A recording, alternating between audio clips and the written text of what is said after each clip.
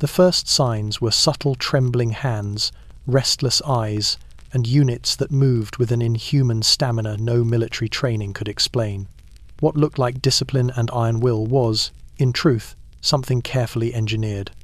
Beneath the steel helmets and polished boots ran a chemical lifeline. Pills swallowed before marches, ampoules tucked into field coats, stimulants issued with the same casual order as bread and cartridges. Germany called it preparedness.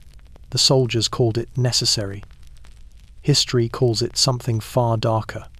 Behind the speed and precision of Hitler's early campaigns was a hidden pharmacological doctrine, a system designed to keep men awake, fearless, and frighteningly compliant.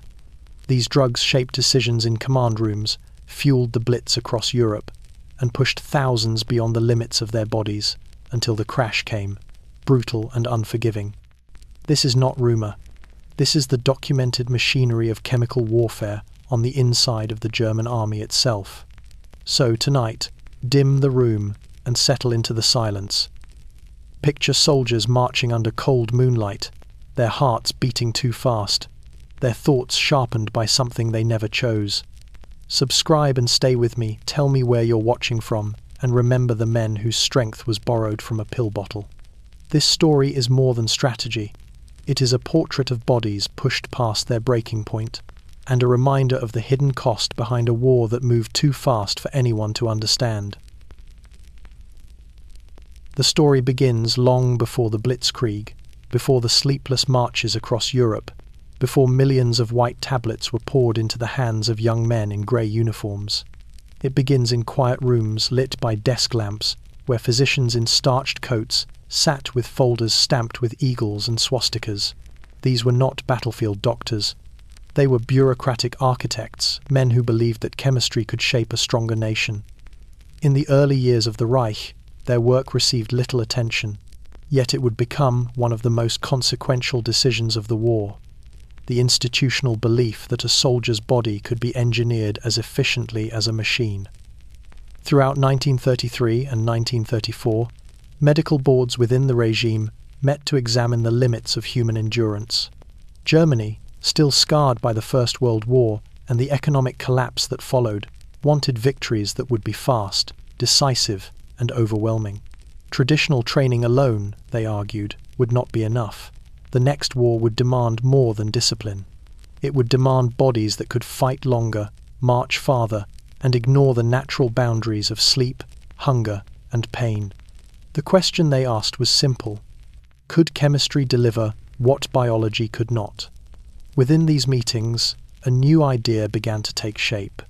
If Germany's soldiers could be made more alert, more energetic, more emotionally detached from fear and exhaustion, then the Reich would gain not just a tactical edge, but a psychological one. Stimulants was the public word. Performance enhancers was the technical one. But behind closed doors, the truth carried a colder tone. Controlled dependency. A soldier whose endurance came from a pill was easier to manage, easier to push, easier to sacrifice when strategy demanded it. By 1936, the medical offices of the Wehrmacht were quietly compiling data from civilian experiments. Factories had begun using methamphetamine tablets to combat worker fatigue. University clinics tested the effects on students who stayed awake for days. Industrial managers reported fewer mistakes, faster output, and a troubling willingness among subjects to continue working through pain. The results were concerning, but they were also promising, at least to a government preparing for territorial expansion. The doctors of the new Reich did not act alone. They worked with chemists, industrialists, and military strategists who saw in these drugs a solution to a fundamental logistical problem: speed. Blitzkrieg, the lightning war, required motion that never slowed, never hesitated, never slept. Armored columns needed crews who could remain alert for 48 hours. Infantry divisions needed to march through nights without collapsing. Pilots needed to fly missions long after their bodies should have given out. The medical boards understood that no amount of training could deliver such results naturally. Chemistry, however, could. By the end of the decade, recommendations from these doctors had shaped entire sections of military preparation. They drafted guidelines for stimulant distribution, dosage schedules, and the psychological benefits of chemically induced alertness. Reports warned of addiction, heart strain, and unpredictable behavior, but those concerns were routinely minimized. Victory required sacrifices. For the Reich's medical planners, the soldiers themselves were the sacrifice. What emerged from these early years was not an informal suggestion, but a formal doctrine. Drugs would be integrated into the war effort with the same precision as ammunition supply and fuel logistics. Stimulants were no longer medical tools, they were instruments of national policy. And in these quiet, administrative rooms, far from the future battlefields, the foundation was laid for an army that would fight not just with weapons, but with chemistry circulating in its veins. Before the tanks rolled across borders and the sky filled with the engine roar of dive bombers, another engine was already turning one far quieter, buried in laboratories, military offices, and industrial boardrooms. It was here that the Reich made a decision unlike any other major power of the period. Chemistry would not support warfare, it would shape it. The idea was simple in phrasing but radical in practice. If the human body set limits, then chemistry would remove them. And in the years before the Second World War officially began, this philosophy became a guiding principle of German military planning. To understand why the Reich turned to stimulants and narcotics, one must look at the strategic vision its leadership embraced. The next conflict, they believed, would not be won by endurance in long trenches, as in the First World War. It would be won by speed, speed of movement, speed of decision, speed of destruction. The doctrine of Blitzkrieg did not merely call for fast tanks. It demanded fast men, infantry who could march through nights, artillery crews who could maintain constant readiness, pilots who could fly missions far longer than their bodies would naturally allow.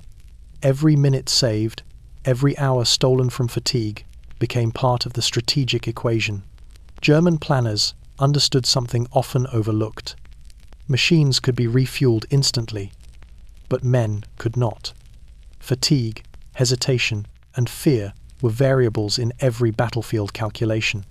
So the question arose, what if these variables could be chemically controlled? What if a commander could rely not on human resilience, but on pharmaceutical certainty? In this mindset, stimulants became not an aid but a strategic asset, as essential as oil and steel. By the middle of the 1930s, informal discussions had already turned into structured proposals. Military doctors and civilian chemists collaborated to test substances that heightened alertness, suppressed appetite, or dulled physical discomfort. Industrial firms like Temmler, which synthesized methamphetamine, found willing partners in military procurement officers who saw no ethical barrier, only potential. Reports circulated that meth increased reaction time, endurance, and confidence. Risk assessments, meanwhile, were quietly buried under projections of battlefield efficiency. Within the Luftwaffe, the interest was immediate. Long-range flights required unwavering concentration. Pilots who succumbed to fatigue were liabilities. Stimulants, officers argued, could extend operational windows and keep aircrews alert during night raids. The Navy saw similar potential for submarine crews trapped in rotating shifts under crushing psychological strain. And for the Army, especially the mobile divisions expected to break enemy lines, the promise was irresistible: wakefulness without rest. As these discussions hardened into doctrine, chemistry became woven into logistical planning. Just as trains carried ammunition to the front, they would carry crates of tablets. Just as officers tracked fuel consumption, they would track dosage schedules. No other nation integrated pharmaceutical strategy so deeply into its war planning, not because others lacked the capability, but because Germany uniquely embraced the idea that human biology could be engineered just as aggressively as military hardware. Of course, there were warnings. Early medical memos noted potential psychological instability, cardiovascular risks, and the possibility of dependence among soldiers.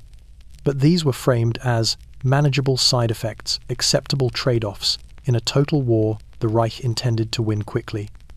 Efficiency overshadowed ethics.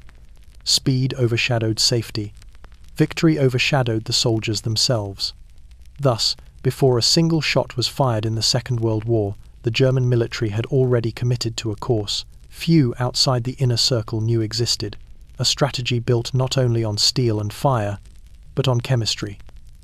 A war machine powered by something swallowed before dawn, a weapon as small as a pill, yet potent enough to alter the course of entire campaigns. This was the moment when drugs ceased to be medicine and became military doctrine. Pervitin did not begin its life as a weapon.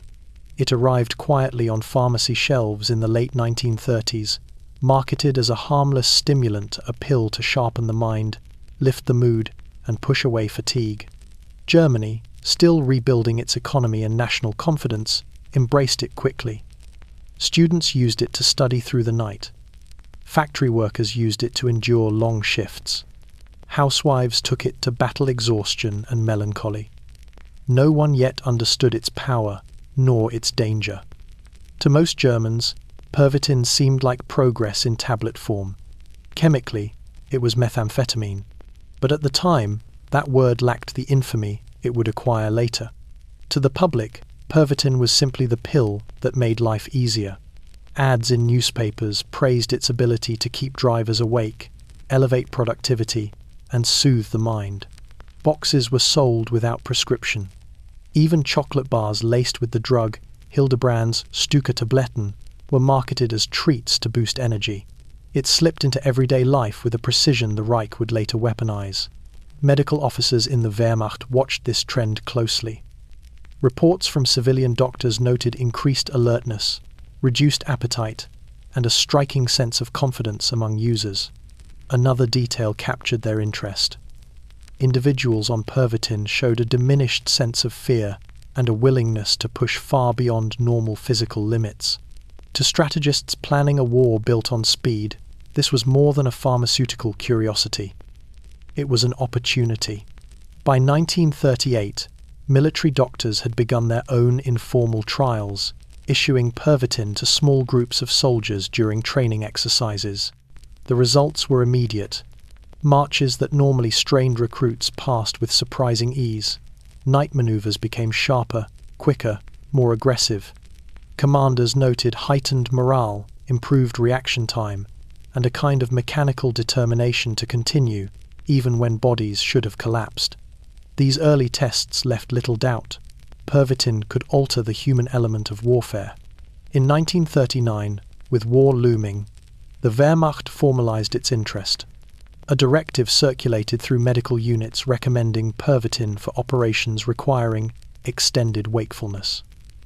Behind the neutral phrasing was a clear intent. Soldiers would use the drug to maintain combat readiness long after exhaustion should have stopped them. The industrial manufacturer Temmler, sensing both profit and patriotic duty, expanded production rapidly. What had been a popular household stimulant was now being prepared in massive quantities for military distribution. As the First World War had revolved around artillery and trenches, the coming conflict would be defined by mobility. Tanks, infantry, and aircraft needed to move with relentless speed.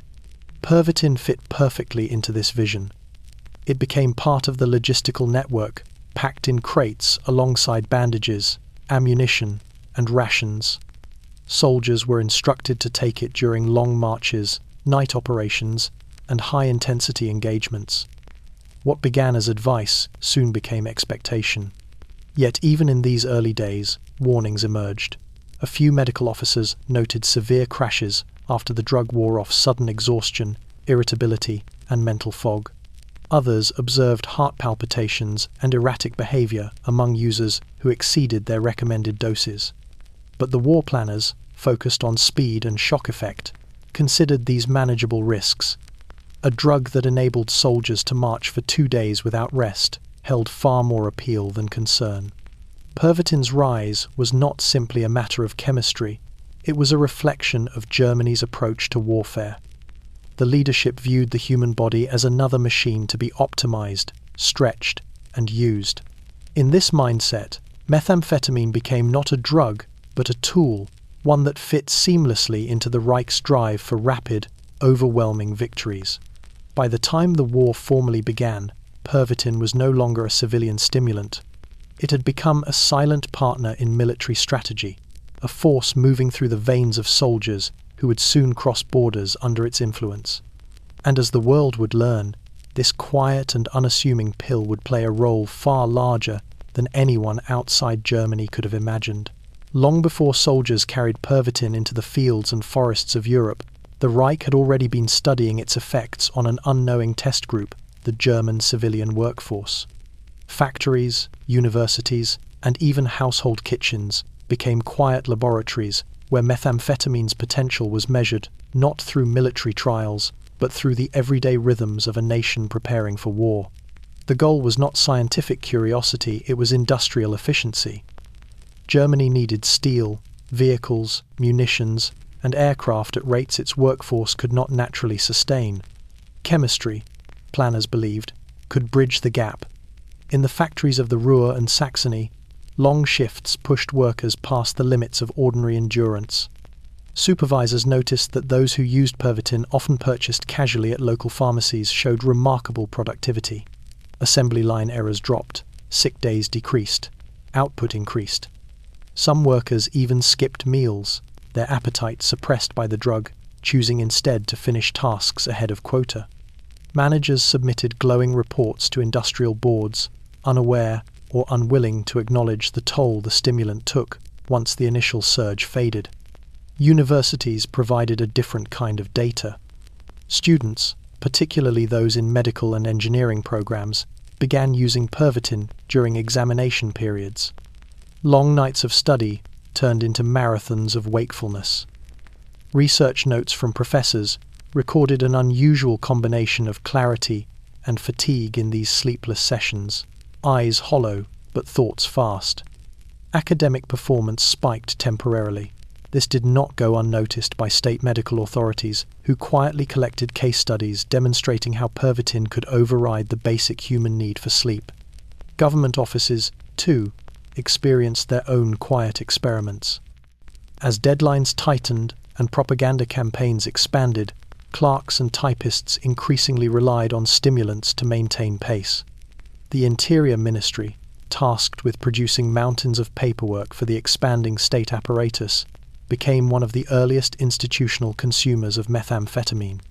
In reports submitted to High Command, officials noted that workers under the influence performed rapidly and without complaint. But these same reports also mentioned irritability, emotional instability, and sudden collapses once the drug wore off. Such details, while concerning, were categorized as temporary side effects. Even homemakers, a demographic the regime heavily idealized, became part of the unofficial test pool.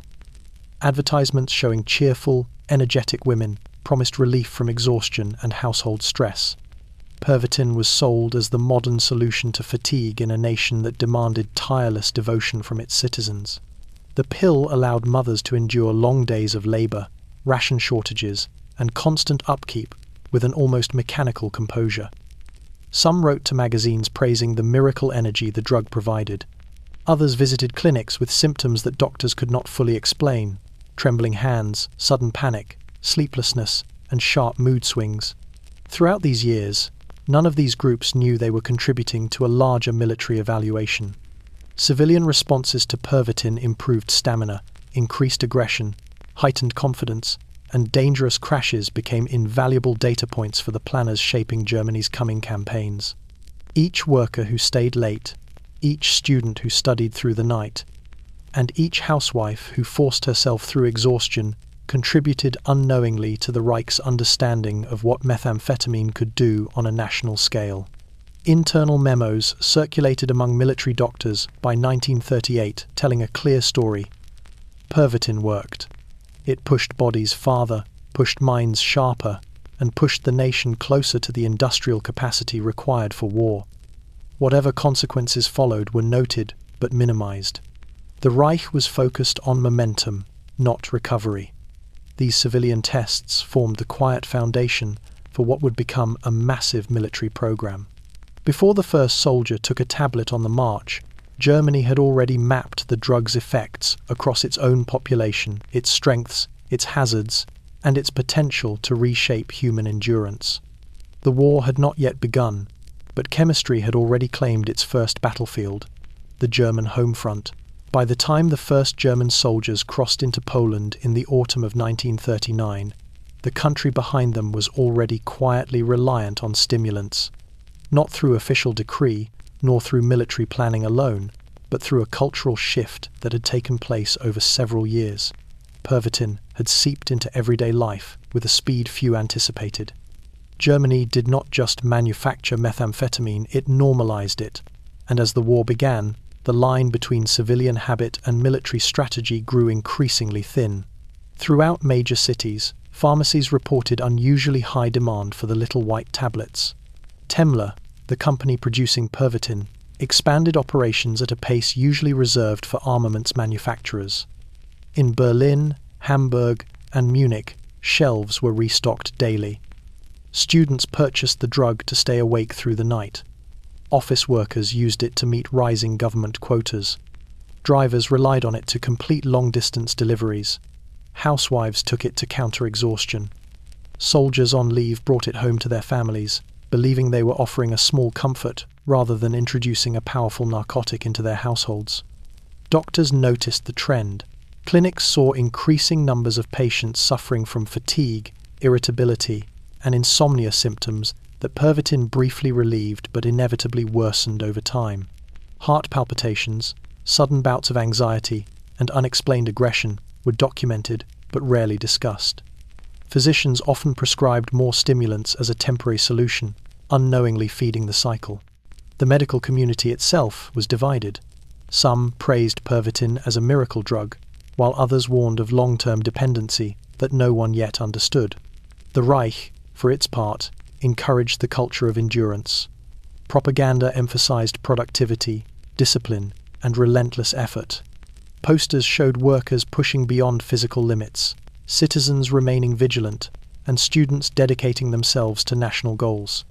In this environment, a pill that made exhaustion disappear fit perfectly into the national narrative. If the body was weak, chemistry would strengthen it. If the mind faltered, chemistry would sharpen it. And, if the spirit wavered, chemistry would correct it. Pervitin became not just a stimulant, it became a symbol of modern German efficiency. Industrial records from the years just before the war offer a clearer picture. Factories noted reductions in break times and increases in output among workers known to use the drug. Transportation companies reported fewer accidents on long routes, at least initially. Even the Postal Service unofficially tolerated Pervitin use among carriers facing heavy workloads during winter months. The state did not publicly endorse these practices, but it did not discourage them either. A nation that prized tireless productivity found a convenient solution in a pill. This widespread use created an unintended consequence. When the war began, German soldiers were not being introduced to Pervitin. Many were already familiar with it. They knew how it felt to stay awake for long stretches, how it masked hunger and fatigue, how it pushed them into a kind of mechanical determination. The transition from civilian stimulant to military tool occurred smoothly because the social groundwork was already laid. The drug felt familiar, even ordinary, and this familiarity made it easier for the military to issue Pervitin without resistance. Orders to take tablets during long marches or night operations were met, not with concern, but with acceptance. Soldiers had seen the drug's effects in their own families and workplaces. They trusted its promise of endurance because they had lived it. By the time German troops began their campaigns across Europe, the reality was undeniable. Before the military had become dependent on stimulants, the nation had. Germany entered the war not only with tanks and rifles, but with a population primed to believe that chemical endurance was both normal and necessary. The war machine would soon capitalize on this mindset, pushing soldiers beyond human limits, with drugs many had been taking long before they wore a uniform. A dependent society had created the conditions for a dependent army, and the consequences would soon unfold across every battlefield the Reich touched. As Germany moved steadily toward open conflict, a small group of men gathered regularly in administrative rooms far from the front lines. These were the military pharmacology committees, panels of physicians, chemists, and high-ranking officers tasked with shaping what would become one of the most unusual and consequential programs of the war. Their goal was clear: to determine how chemical substances could be integrated into military operations in a systematic, reliable, and strategically effective way. If the Wehrmacht was a machine, these committees saw themselves as responsible for tuning the engine. The creation of these committees reflected a shift in the Reich's thinking. It was no longer enough to observe how civilians used stimulants or how soldiers reacted informally to Pervitin. The state wanted structure-controlled dosages, formal guidelines, documented results. The committees reviewed civilian data, analyzed industrial reports, and studied short-term effects recorded during training exercises.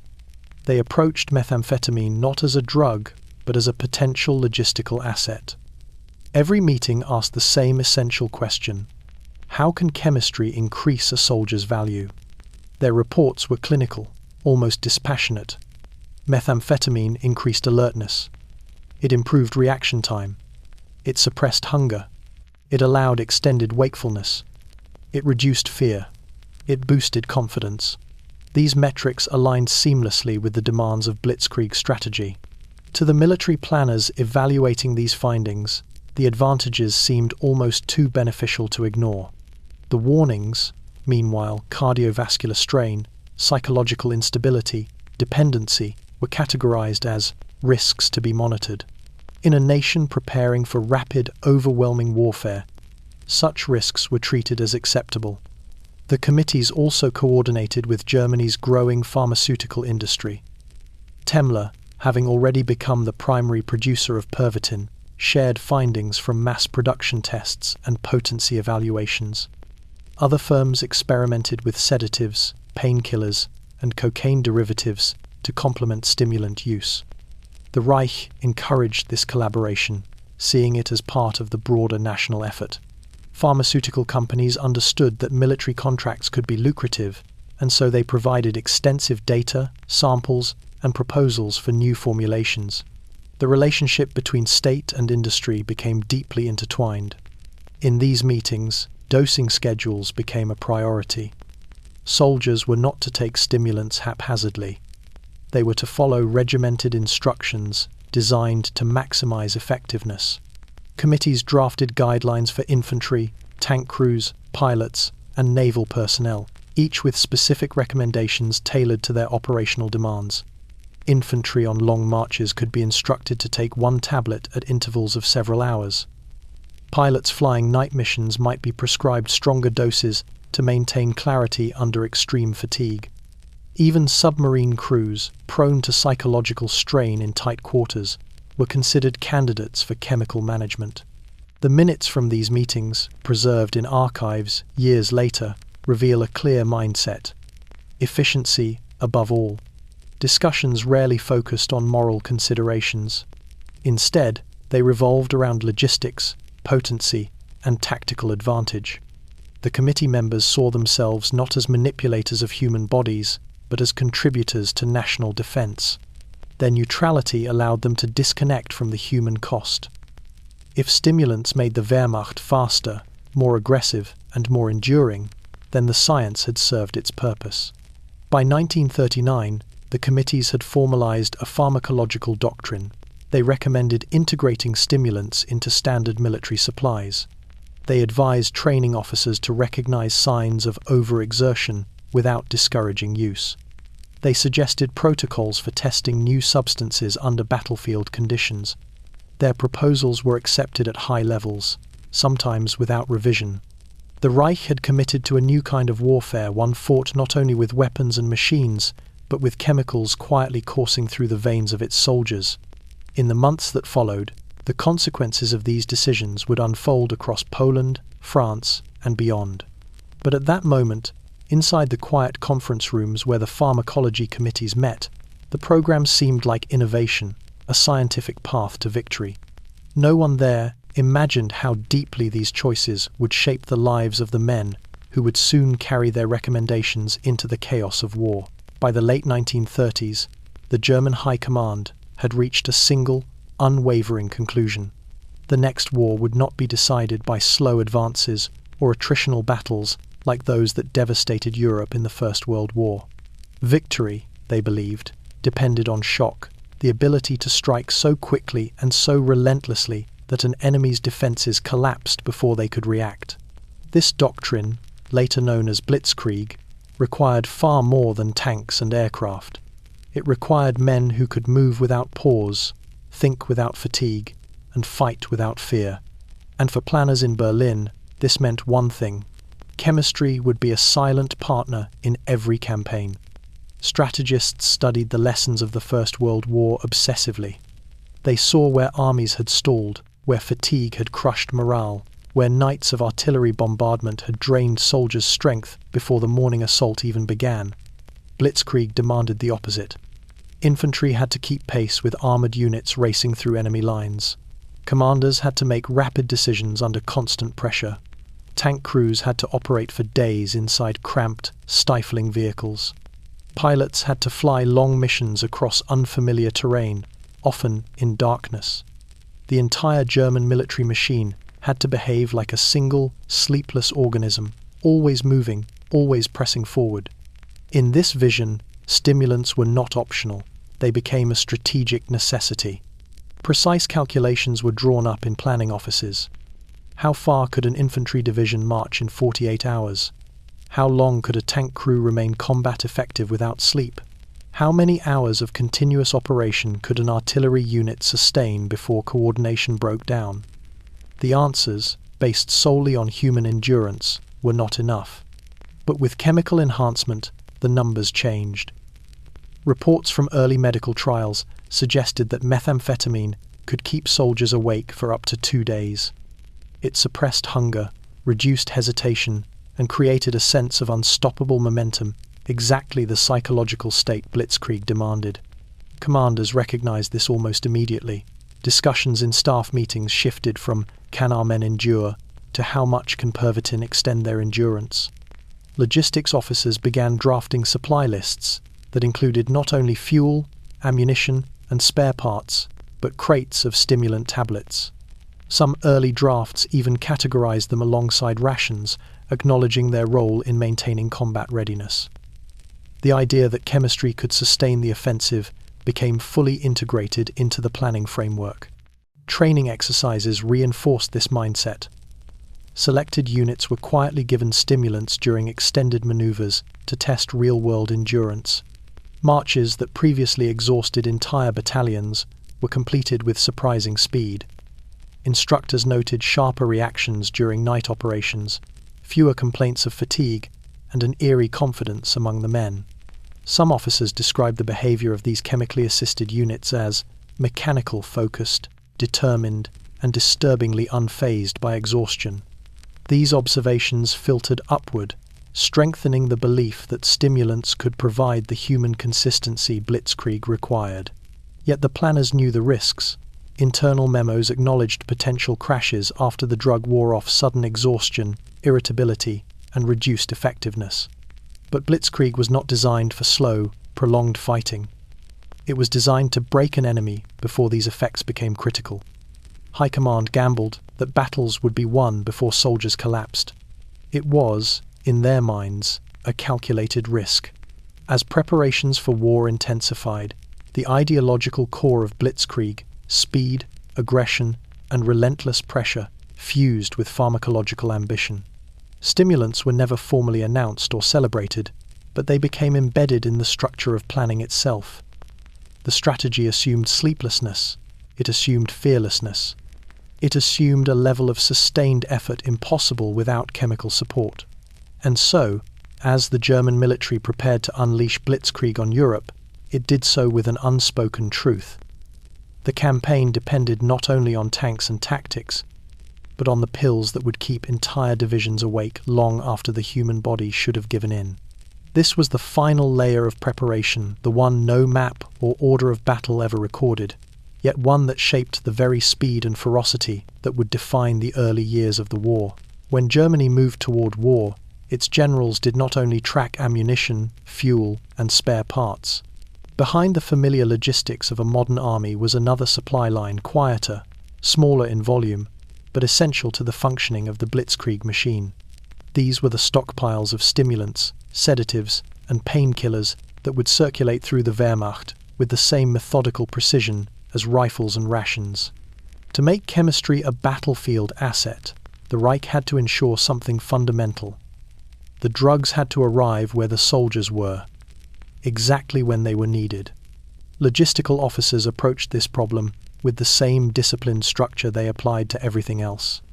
In early memos, stimulants were assigned to categories similar to medical supplies, though, with a notable difference expected, usage rates were calculated not by injuries, but by operational tempo. Military planners assumed that during offensives, soldiers would need chemically sustained wakefulness. Thus, demands for Pervitin increased sharply whenever new campaigns were drafted. Temmler, the pharmaceutical company producing the drug, expanded production in anticipation. Factories in Berlin and eastern Germany operated around the clock. Crates of Pervitin tablets, each stamped with batch numbers and distribution codes, were shipped to military depots across the country. Some depots held stockpiles meant for specific divisions. Others served as general reserves for rapid deployment. Railway schedules were quietly adjusted to ensure that stimulant shipments traveled without delay. Most lines were officially classified as transporting medical supplies, though few in the public knew what those supplies truly contained. Documentation from these years shows how thoroughly the drug supply chain was integrated. Quartermasters received instructions outlining recommended quantities per company, per battalion, and per regiment. Infantry units were allocated larger portions, given their long marches and night maneuvers. Panzer divisions received substantial supplies, as well tank crews needed to remain alert through extended operations deep behind enemy lines. Luftwaffe depots stored cases of stimulants specifically for bomber and reconnaissance crews, who often faced missions lasting many hours. What stands out in these records is the sheer normalcy of the process. Stimulants were not treated as extraordinary or sensitive. They were simply another logistical item to be tracked, counted, and delivered. Officers filled requisition forms requesting Pervitin, alongside bandages and antiseptic. Field medics stored tablets in the same chests that held morphine. Supply sergeants logged consumption rates to predict future needs, treating stimulant use as operationally routine. The efficiency of this system ensured that when the war began, soldiers rarely lacked chemical support. On the march into Poland, Pervitin was available at every level of the chain, from regimental headquarters down to company medics, who handed out doses during night advances. During the invasion of France, the supply network was so well organized that frontline troops received stimulants almost as quickly as they consumed them. The Reich's logistics officers prided themselves on eliminating delays. If infantry needed ammunition, it arrived. If they needed stimulants, those arrived as well. Behind the efficiency lay deeper implications. The very existence of such stockpiles revealed how fully Germany had committed to chemical enhancement. This was not a temporary measure or an experimental idea. It was a structural component of warfare, built, refined, and funded with the same seriousness as any weapon. The supply chains ensured not only availability, but dependency.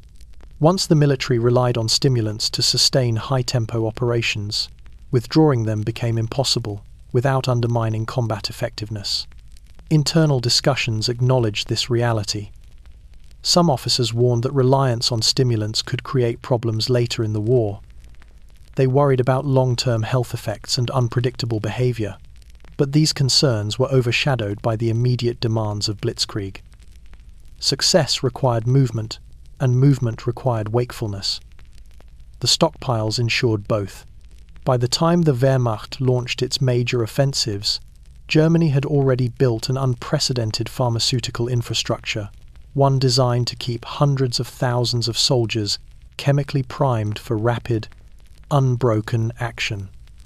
It was a system invisible to those outside the chain, yet fundamental to the speed and ferocity that would soon shock Europe. As the stimulant program expanded across the Wehrmacht, early reports painted a picture of remarkable success.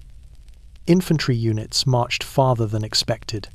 Tank crews maintained alertness through exhausting operations. Pilots flew missions deep into the night without showing signs of fatigue. On paper, Pervitin appeared to be a triumph of military innovation, a chemical solution to the ancient problem of human limitation. But beneath these optimistic assessments lay a truth that commanders were slow to acknowledge. The efficiency they saw was often an illusion, purchased with short-term gains and long-term consequences that would soon become impossible to ignore. The illusion began with the drug's most appealing feature, wakefulness without rest. Soldiers who consumed Pervitin felt energized, confident, and ready to push forward. Reports from Poland described infantry marching through forests and swamps for hours without slowing. Commanders praised their endurance, noting how the troops seemed unusually resilient against exhaustion. But medical officers observing the same units recorded a very different reality. Beneath the surface strength, soldiers' bodies were being driven past safe limits. Heart rates remained dangerously high for prolonged periods. Muscles lacked proper recovery. Minds, sharpened artificially, grew strained and jittery with prolonged use. Yet the Wehrmacht's early victories reinforced the belief that stimulants were beneficial.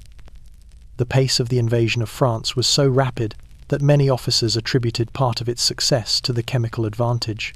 Soldiers themselves, unaware of the long-term risks, often requested extra tablets. They equated the drug with success, not realizing that the temporary clarity it provided masked growing dependence. The illusion hardened into doctrine. If Pervitin made Blitzkrieg possible, then more Pervitin would make the Reich unstoppable. Behind closed doors, however, the cracks were forming. Field hospitals began documenting cases of soldiers collapsing after operations.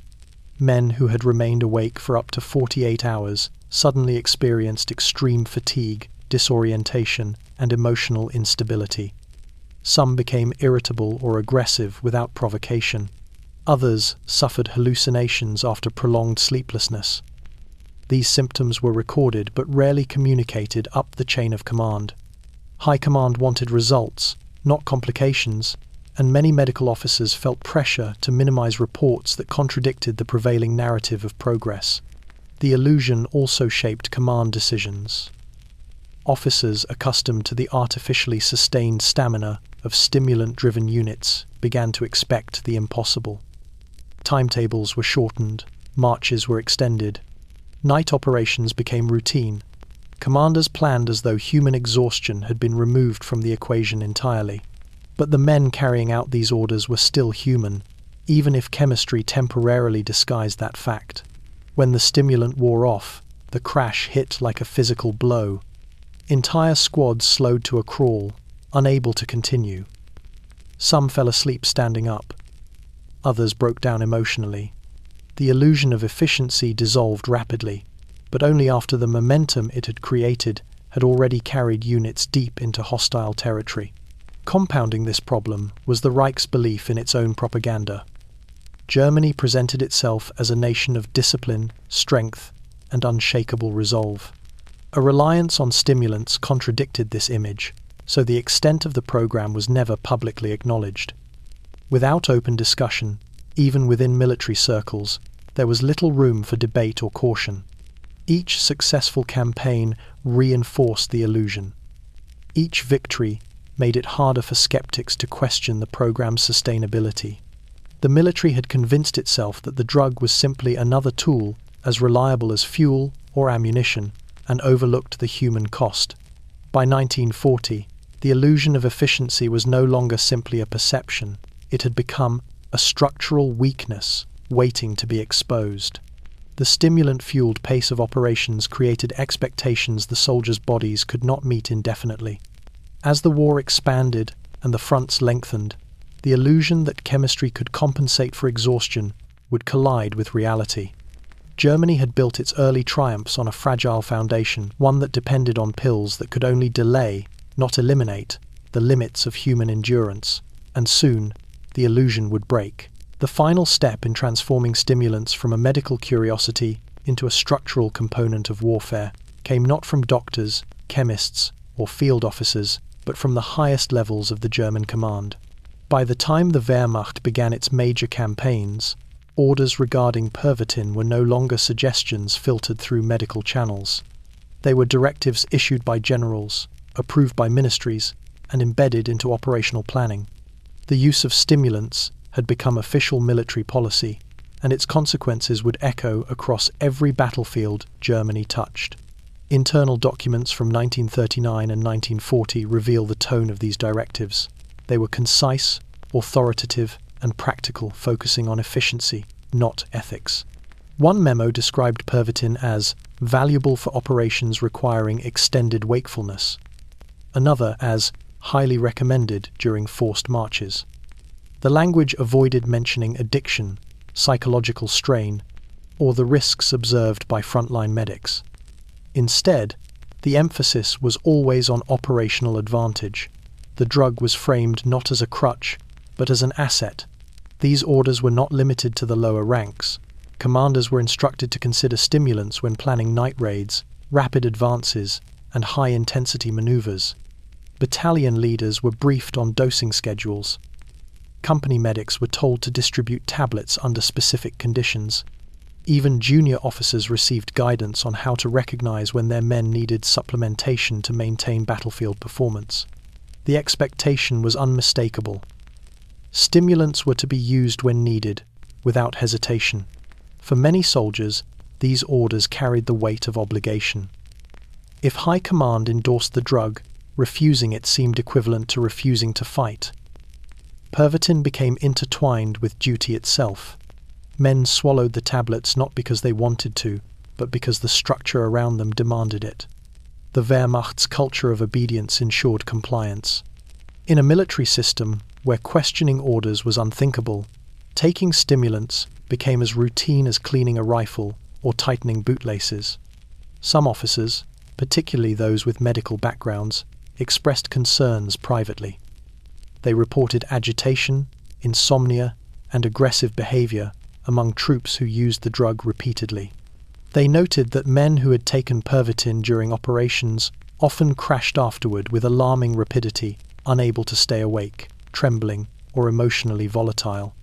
They warned that the drug's long-term consequences were unknown, but their objections rarely gained traction. In a system that valued speed and decisive action, caution was seen as weakness. Higher command dismissed many of these concerns as anecdotal. They preferred the numbers, the speed of the Polish campaign, the incredible pace of the invasion of France, the rapid consolidation of victories across Western Europe. These successes created a powerful incentive to maintain stimulant use. The generals saw results, not risks. And in the short term, the results were undeniable. The Wehrmacht advanced with a momentum that shocked its enemies and impressed even its own leadership. Behind the scenes, the Ministry of Propaganda ensured that the stimulant program remained hidden from the public. The image of the German soldier disciplined, fearless, and physically superior could not be tarnished by the admission that chemical assistance played a role in battlefield success. So the orders circulated only within military channels, protected by layers of bureaucratic discretion. By the time these directives reached maturity, stimulant use was so deeply embedded in the command structure that reversing the policy was virtually impossible. Operations were timed with the assumption that soldiers would remain awake for extended periods. Marches were planned around chemically sustained endurance. Air missions were scheduled with stimulant-enhanced alertness in mind. The Wehrmacht had built an entire combat rhythm dependent on a drug that promised more than it could sustainably deliver. The soldiers obeyed the orders, the officers enforced them, and the command believed the system would hold. But behind the facade of discipline and efficiency, the price was already being extracted quietly, invisibly from the men whose bodies were the battleground of a policy crafted in rooms far removed from gunfire and blood. By the time German forces crossed their first borders, Pervitin had become as familiar to many soldiers as their rifles. It arrived in small, unremarkable tablets, white, chalky, and packaged in cardboard boxes no different from aspirin. But inside those tiny pills was a substance that would shape the tempo, psychology, and physical limits of entire divisions. To the Wehrmacht, Pervitin was not presented as a narcotic, nor as a medical risk. It was introduced simply as a tool, a pill to stay alert, a pill to push through fatigue, a pill to keep moving when the body begged to stop. The distribution methods varied by branch. In the infantry, Pervitin often passed from hand to hand under the direction of medics, who carried bottles in their field kits alongside bandages and iodine. Some officers kept supplies in their own packs, issuing the tablets during night marches or before dawn assaults. Tank crews received their doses during brief pauses in movement, passing the box around the cramped steel interior of the vehicle. Pilots, particularly those in the Luftwaffe's bomber and reconnaissance units, were issued Pervitin directly through flight doctors, who warned them not to exceed recommended amounts, warnings that often dissolved under operational pressure. For many soldiers, the effects were immediate and powerful. Fatigue evaporated within minutes. Muscles that had throbbed with exhaustion felt light again. Thoughts sharpened. Night seemed less oppressive. Fear dulled, especially during the first intense engagements. Soldiers reported feeling unstoppable, clear, and ready for anything. These sensations reinforced the belief that Pervitin was not only useful, but essential. Without it, marches became slower, firefights felt more chaotic, and mental clarity slipped. With it, they felt as though a hidden reserve of energy had been unlocked. Commanders noticed the difference as well. Units given stimulants were able to maintain momentum far longer than those relying solely on natural endurance. Reports described troops pushing through full nights of marching, followed by full days of combat. During the invasions of Poland and France, some divisions advanced so quickly that they outpaced their supply lines, a feat that seemed to validate the stimulant program. The success of these early campaigns became intertwined with the myth of German superiority, even though the truth was often chemical rather than physical. Yet the drug's power masked deeper problems. Soldiers rarely slept during operations where Pervitin was issued. When the stimulant wore off, the crash hit hard. Men who had been alert and confident hours earlier found themselves trembling, drained, and mentally clouded. Some became irritable and aggressive. Others broke down emotionally. Medical officers noted cases of extreme exhaustion, hallucinations, and nervous collapse. These symptoms, while recorded, were often dismissed as temporary inconveniences, something to push through rather than address. Dependence began to grow quietly. Soldiers, accustomed to the clarity Pervitin provided, started seeking it even when not ordered to take it. Some bought extra supplies during leave. Others traded cigarettes or rations to obtain more tablets from comrades. What began as a military-issued stimulant increasingly became a personal necessity. Men feared the fog of exhaustion that returned when the drug wore off. They felt sharper on it, steadier on it, braver on it. And in the unforgiving world of frontline combat, anything that promised survival, even falsely, became irresistible. Still, the Wehrmacht rarely acknowledged the drug's darker effects. Official bulletins emphasized discipline and strength, not chemical assistance. The soldier's pill was treated as a quiet advantage, a supplement to training and morale. But in truth, Pervitin had become an invisible backbone of the early war effort, one that allowed the German military to move faster, strike harder, and push its men further than nature ever intended. The soldiers swallowed the pills, felt the rush, and believed they had become stronger.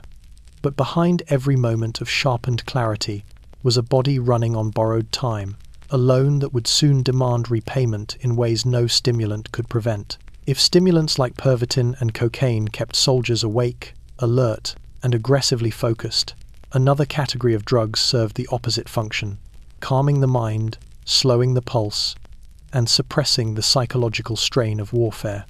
Sedatives, bromides, barbiturates, and specialized nerve-calming agents circulated through the German military with far less notoriety than stimulants. They lacked the mythology of methamphetamine. They did not fuel the sweeping advances of Blitzkrieg. Instead, they filled a quieter, more intimate role, helping men sleep when their nerves would not settle, steadying hands that trembled, or damping the anxiety that threatened to break through the facade of discipline. The need for such drugs grew rapidly as the war expanded. Soldiers endured constant stress artillery bombardments that lasted through the night, forced marches under freezing rain, the shock of seeing comrades killed in front of them. Even highly trained troops struggled with the psychological weight. Commanders expected relentless performance, but the human mind was not designed to operate continuously under fear, exhaustion, and uncertainty. When soldiers began reporting sleeplessness, panic episodes, or uncontrollable shaking, medical officers turned to sedatives as a quiet method of maintaining order. Bromides were the earliest solution. Widely used in civilian medicine for decades, these compounds had a simple purpose: reduce nervous excitability. In military settings, they were issued to men who struggled to sleep during short breaks between operations. Bromides did not erase traumatic memories or remove fear, but they dulled the edge enough for exhausted bodies to collapse into rest. To a soldier shaking after hours of shell fire, that dullness offered an essential respite. As the war intensified, however, bromides often proved too mild. Barbiturates, far stronger and more effective, entered the military pharmacological toolkit. These drugs were potent sedatives capable of overriding the body's fight or flight response, forcing the nervous system into a state resembling calm. Medics administered them to soldiers suffering from acute shock, panic attacks, or emotional breakdowns, conditions the Wehrmacht rarely acknowledged publicly. The official line spoke of iron discipline and unshakable morale. The reality was that psychological collapse was common and sometimes widespread. Field hospitals saw the heaviest use of these sedatives. Men evacuated from the front arrived trembling uncontrollably, unable to speak, or locked in cycles of hyperventilation. Surgeons and nurses administered barbiturates to stabilize them for surgery, or simply to calm their minds after the shock of near-death experiences. Some soldiers became dependent on these drugs during long hospital stays, receiving daily doses to manage their symptoms. The line between treatment and maintenance blurred quickly. Certain units, particularly those engaged in prolonged defensive operations, relied on nerve calmers not only for treating breakdowns but for prevention. Reports from the Eastern Front detail officers requesting sedatives for soldiers who had gone days without rest due to constant artillery fire. The drugs helped them sleep, but they also created a subtle dependence. Men became unable to rest without them, their minds too conditioned to expect chemical intervention. The risks were significant. Sedatives slowed reaction times, impaired judgment, and sometimes caused lingering lethargy. A soldier given a barbiturate one night might feel groggy and disoriented the next morning, dangerous conditions in the chaos of frontline combat. But medical officers, faced with the choice between an exhausted, panicked soldier and a sedated one, often chose the latter. War forced compromises on every level. The psychological dimension made sedatives especially complicated. Unlike stimulants, which bolstered performance, sedatives acknowledged vulnerability, a contradiction the Reich was unwilling to admit. Official propaganda insisted that German soldiers possessed unbreakable mental fortitude.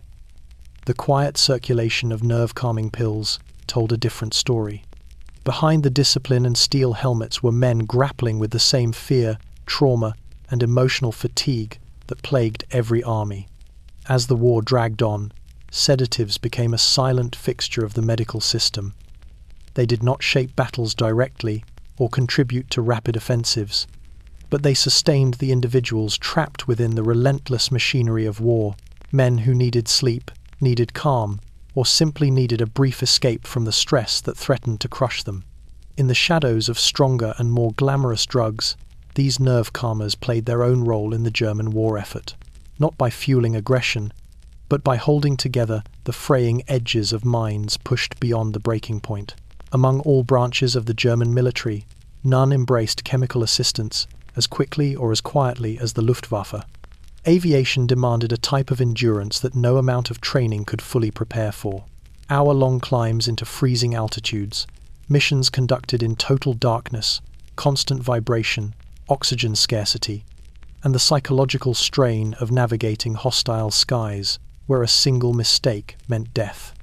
To keep pilots sharp under these conditions, the Luftwaffe turned to a drug with a far older history than methamphetamine cocaine. Cocaine had been used medicinally in Europe since the late 19th century, primarily as an anesthetic. By the 1930s, its addictive potential was well known, but small, controlled doses were believed to enhance alertness, confidence, and reaction time. For civilian doctors, these benefits were outweighed by the risks. For military planners, especially in aviation, the calculus shifted. If a drug could help a pilot stay awake during long reconnaissance flights or maintain focus during multi-hour bombing runs, its drawbacks were considered manageable, at least in the short term. Flight surgeons were among the earliest military physicians to evaluate coca-based stimulants. They understood the demands placed on pilots. Missions often launched before dawn, required navigating through flak-filled skies, and demanded constant attention to instruments prone to failure under extreme conditions. Fatigue, even momentary, could cause spatial disorientation, one of the leading killers of early war aviators. Cocaine, the surgeons argued, could help prevent these lapses by sharpening awareness and suppressing exhaustion. The Luftwaffe began distributing small vials and lozenges containing coca derivatives to select units' bomber crews, long-range reconnaissance pilots, and night fighters. Unlike Pervitin, these drugs were not issued widely. Their use was carefully documented. Pilots consumed them under the supervision of medical officers before missions requiring sustained concentration. The intention, officially, was to support alertness during extended operations. Unofficially, cocaine became a tool to maintain the mental precision required for survival in the unforgiving environment of high-altitude warfare. Veteran accounts reveal the drug's immediate effects. Pilots described a rush of clarity, a heightened sense of control, and a feeling that time slowed just enough for them to react faster. Bombardiers reported steadier hands while adjusting delicate sighting mechanisms. Radio operators felt more focused during long periods of silence or static-filled communication. The drug seemed to counter the numbing monotony of long missions and the terror of sudden engagements. But cocaine's benefits came with a cost, one that manifested in subtle, dangerous ways. Pilots on the drug sometimes exhibited overconfidence, pushing their aircraft beyond safe limits. Others misjudged fuel levels, believing themselves more capable than they were. The drug's stimulant effects also masked the early signs of hypoxia, causing pilots to underestimate the cognitive impairment that came from low oxygen conditions. Flight surgeons noted these risks, but their warnings competed with the Luftwaffe's urgent operational demands. As missions intensified, especially during the Battle of Britain, stimulant use increased. The Luftwaffe needed pilots to fly sortie after sortie with little rest. Cocaine became a quiet cornerstone of this effort. Some pilots requested additional doses, fearing the fatigue that returned when the drug wore off. Others kept leftover lozenges tucked into flight jackets, using them without authorization when exhaustion threatened their focus. The crashes that followed were sometimes blamed on enemy fire or mechanical failure, even when flight surgeons suspected stimulant-related errors. No commander wanted to acknowledge that chemistry, rather than courage or skill, had played a role in the Luftwaffe's performance and its losses. The official stance remained unchanged. Stimulants were tools, not risks. Yet behind the scenes, the cost mounted. Pilots returned from missions jittery, unable to sleep, or emotionally volatile. Some experienced sharp mood swings or intense anxiety. A few showed early signs of dependency, but the pace of war left little room for reflection. Aircraft needed to be flown, targets needed to be hit, and missions needed to continue. For the Luftwaffe, cocaine became the silent companion of the cockpit, a substance that sharpened senses while obscuring danger, that kept pilots awake while quietly eroding their judgment. It was another piece of the chemical puzzle that powered Germany's early war momentum. And like the other drugs coursing through the veins of the Reich's soldiers, it promised more than it could ever sustainably deliver. If stimulants like Pervitin and cocaine kept soldiers awake, alert, and aggressively focused, another category of drugs served the opposite function, calming the mind, slowing the pulse, and suppressing the psychological strain of warfare. Sedatives, bromides, barbiturates, and specialized nerve-calming agents circulated through the German military with far less notoriety than stimulants. They lacked the mythology of methamphetamine. They did not fuel the sweeping advances of Blitzkrieg. Instead, they filled a quieter, more intimate role, helping men sleep when their nerves would not settle, steadying hands that trembled, or damping the anxiety that threatened to break through the facade of discipline. The need for such drugs grew rapidly as the war expanded. Soldiers endured constant stress artillery bombardments that lasted through the night, forced marches under freezing rain, the shock of seeing comrades killed in front of them. Even highly trained troops struggled with the psychological weight. Commanders expected relentless performance, but the human mind was not designed to operate continuously under fear, exhaustion, and uncertainty. When soldiers began reporting sleeplessness, panic episodes, or uncontrollable shaking, medical officers turned to sedatives as a quiet method of maintaining order. Bromides were the earliest solution. Widely used in civilian medicine for decades, these compounds had a simple purpose: reduce nervous excitability. In military settings, they were issued to men who struggled to sleep during short breaks between operations. Bromides did not erase traumatic memories or remove fear, but they dulled the edge enough for exhausted bodies to collapse into rest. To a soldier shaking after hours of shell fire, that dullness offered an essential respite. As the war intensified, however, bromides often proved too mild.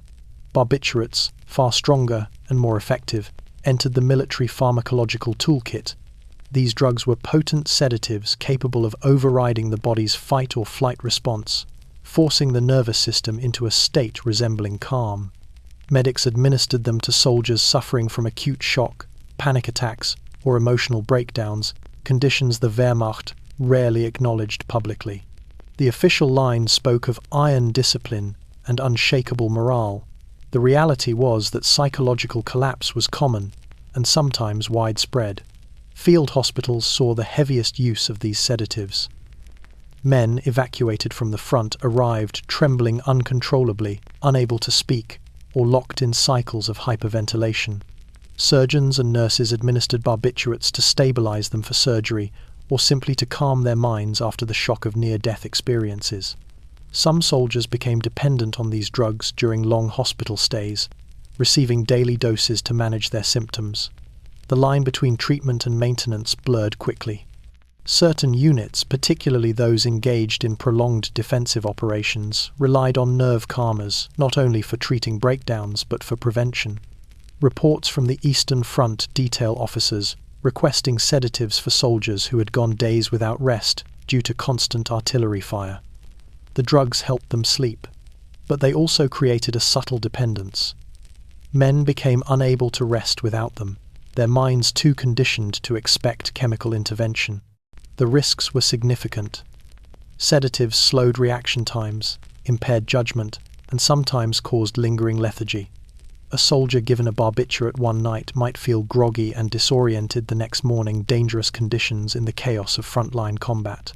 But medical officers, faced with the choice between an exhausted, panicked soldier and a sedated one, often chose the latter. War forced compromises on every level.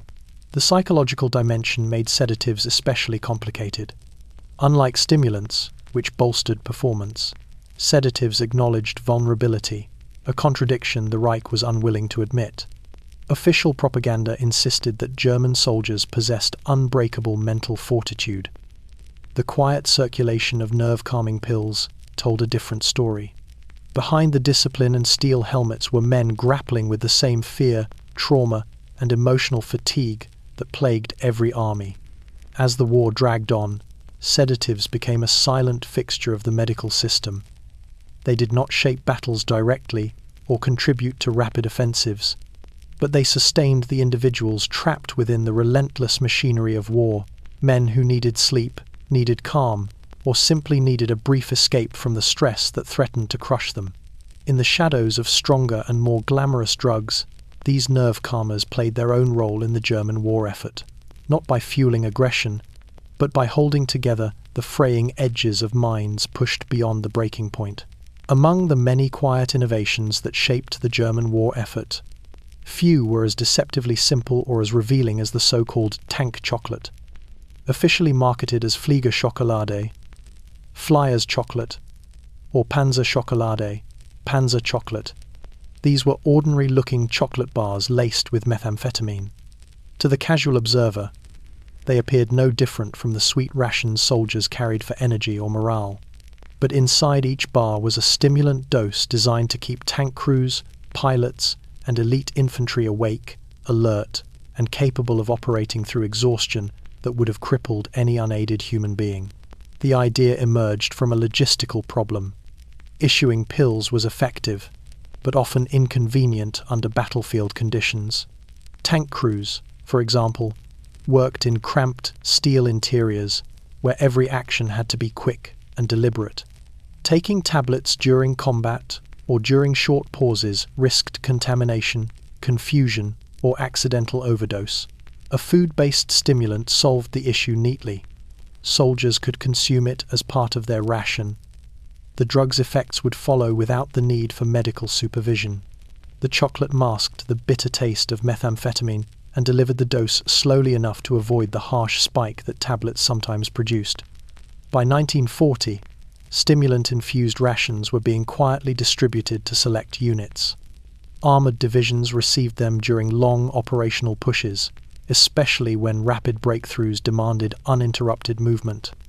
Luftwaffe personnel consumed Flyer's chocolate before extended bombing runs or reconnaissance flights. Even motorcycle troops and courier units, whose survival depended on fast reaction times, were occasionally issued the rations. Official paperwork described the bars simply as performance-enhancing provisions, avoiding explicit mention of methamphetamine. For soldiers receiving them, the effects were similar to Pervitin tablets, but delivered with a deceptive sense of normalcy. Tank crews who consumed the chocolate described feeling alert, energized, and mentally sharp. The stimulant helped counter the suffocating heat inside armored vehicles, the droning engine vibrations, and the constant threat of ambush. A crew on tank chocolate could push through a full night without rest, maintain coordinated firing drills, and react quickly to sudden enemy movements. But, as always, the benefits masked deeper problems. Tank warfare required precise coordination and split-second judgment. Methamphetamine enhanced alertness, but it also heightened aggression and impulsivity. Some crew commanders reported gunners firing prematurely or drivers maneuvering too aggressively during combat engagements. Others noticed that stimulant-fueled crews became irritable, argumentative, or reckless during prolonged operations. The interior of a tank was already a pressure cooker. Adding stimulants increased the volatility. The crash that followed was particularly dangerous. Once the effects wore off, tank crews experienced sudden exhaustion, disorientation, and slowed reactions, conditions that could turn a vehicle into a death trap. Some men fell asleep during brief pauses, unable to stay conscious even when danger was imminent. Others suffered tremors or emotional instability. Medical officers attempted to mitigate these episodes with sedatives or forced rest, but the pace of operations rarely allowed proper recovery. The psychological consequences also emerged quietly. Soldiers began requesting the chocolate during operations where it had not been issued. Some hoarded bars for emergencies. Others traded cigarettes, coffee, or personal items to obtain them from comrades. High Command wanted stimulant use to remain controlled, but in practice, the chocolate rations created a new point of dependency, one that looked harmless but carried all the risks of methamphetamine use. Perhaps the most revealing aspect of tank chocolate was how normal it felt. To the soldiers, it was simply part of their supplies, no different from hardtack, tinned meat, or field coffee. Few realized they were consuming a controlled stimulant designed to alter their physiology and psychology. This blurred the boundary between natural endurance and chemically induced performance, a boundary the Reich was increasingly willing to cross. Tank chocolate was more than an innovative ration. It was another quiet symbol of the German war machine's willingness to treat the human body as an adjustable component, something to be fueled, sharpened, suppressed, or overridden as strategy required. And though it lacked the notoriety of pills or injections, it played a significant role in sustaining the relentless pace of early armored warfare, pushing men and machines forward on a sweetness that hid its true power. Behind the metal hulls of Germany's tanks, the stimulant-laced chocolate helped drive Blitzkrieg. But like all of the Reich's chemical solutions, it demanded a price the body could not pay forever. To understand the power stimulants held over the German war machine, one must look beyond the physical effects, the sleeplessness, the sharpened alertness, the suppressed appetite, and examine something far more consequential: the way these drugs altered a soldier's relationship with fear. Fear is as old as warfare itself. It sharpens instincts, warns of danger, and keeps men alive in situations they barely understand. But in the Wehrmacht of the early war years, fear began to disappear not through discipline or ideology alone, but through chemistry. What emerged was a manufactured confidence, a pharmacological courage that helped shape the ferocity and recklessness of Germany's early campaigns. Stimulants, such as Pervitin and coca-based compounds, did more than energize. They disrupted emotional regulation. Medical reports from the late 1930s noted a marked reduction in fear response among civilian users. Individuals became more assertive, more impulsive, more willing to take risks. When these observations reached military pharmacology committees, they were not treated as side effects, they were seen as assets. A soldier who felt less fear, planners believed, would advance more aggressively, hold the line more stubbornly, and react more decisively under fire. In the chaos of battle, the impact was unmistakable. Infantrymen on stimulants moved forward with an intensity that surprised even seasoned officers. They charged through machine gun fire with a sense of invincibility, navigated urban combat without hesitation, and executed night raids that depended on split-second decisions made in darkness and confusion. Commanders praised this behavior as evidence of superior training and morale. But field medics, observing the same men up close, recognized the difference. These soldiers were acting on chemically altered instincts, not natural courage. The Luftwaffe saw a similar transformation. Pilots on stimulants reported feeling calm and focused during dangerous maneuvers that should have triggered instinctive fear responses. Dogfights, bombing runs, and reconnaissance missions demanded rapid judgment under extreme pressure. The stimulant-induced confidence gave pilots the impression that they could thread through flak bursts and outmaneuver enemy fighters with precision beyond their usual limits. Sometimes this confidence saved their lives. Other times, it killed them. Flight surgeons quietly recorded an increase in overconfident errors, misjudged dives, unnecessary risks, and fatal decisions made in split seconds by minds running too fast for their own safety. Tank crews, operating in the cramped heat of armored hulls, experienced something similar.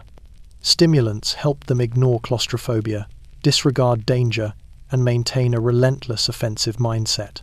A driver who feared ambush was cautious.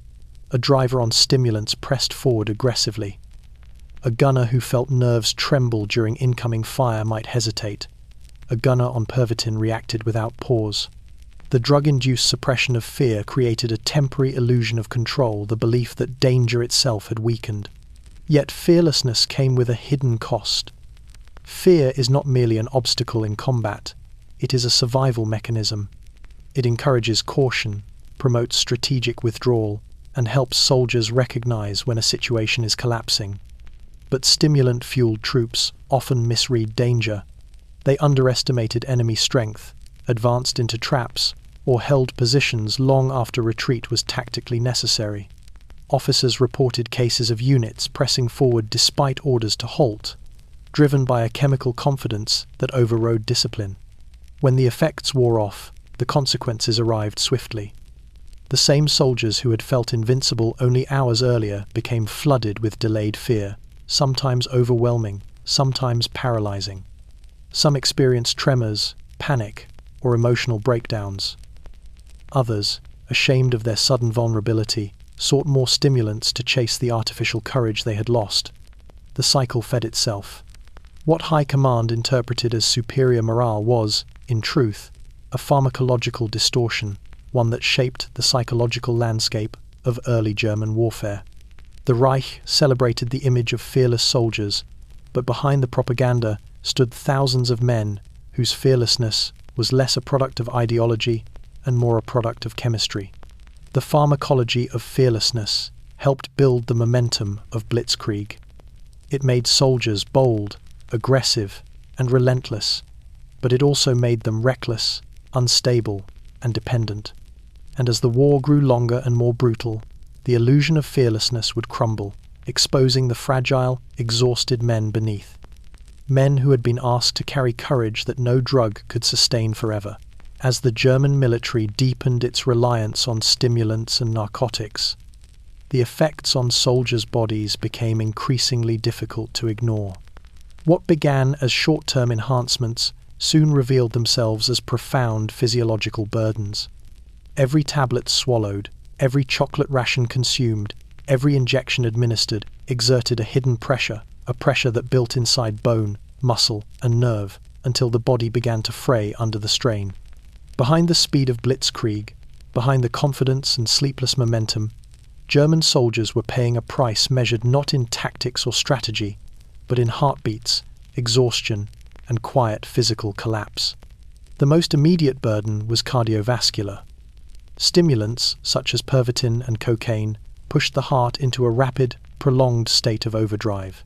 Field medics documented a common pattern: elevated pulse, flushed skin, irregular breathing, and a jittery intensity that did not match the level of visible exertion. The heart, designed to surge during moments of danger and then recover, was now forced to maintain peak output for hours, sometimes days without rest. In young, healthy soldiers, the strain could be masked temporarily, but as the campaigns continued, the cumulative damage surfaced. Heart palpitations grew more frequent. Chest pain became common. Some soldiers collapsed without warning, their bodies simply unable to continue. Sleep deprivation compounded the damage. Stimulants did not replace rest, they postponed it. The body's natural repair cycles, tissue healing, immune function, cognitive reset, were repeatedly interrupted. Cells broke down faster than they regenerated. Minor injuries that should have healed with sleep became chronic aches. Immune systems weakened, leaving soldiers susceptible to infections that swept through frontline units. Medical officers recorded rising rates of fever, respiratory illness, and gastrointestinal problems.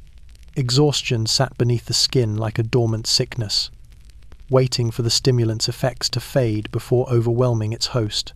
Neurological consequences emerged as well. The brain, pushed into unnatural states of wakefulness, reacted unpredictably. Soldiers on Pervitin experienced bursts of hyperfocus, followed by moments of disorganized thought. Some became irritable, others paranoid. The line between alertness and agitation blurred. After prolonged use, tremors developed in the hands. Reaction times initially improved could suddenly deteriorate, especially during the crash that followed a stimulant high. In night operations, these fluctuations could be fatal. Officers increasingly noted erratic behavior in men who had previously shown steady discipline. The digestive system suffered too. Stimulants suppressed hunger, which the Wehrmacht misinterpreted as an advantage.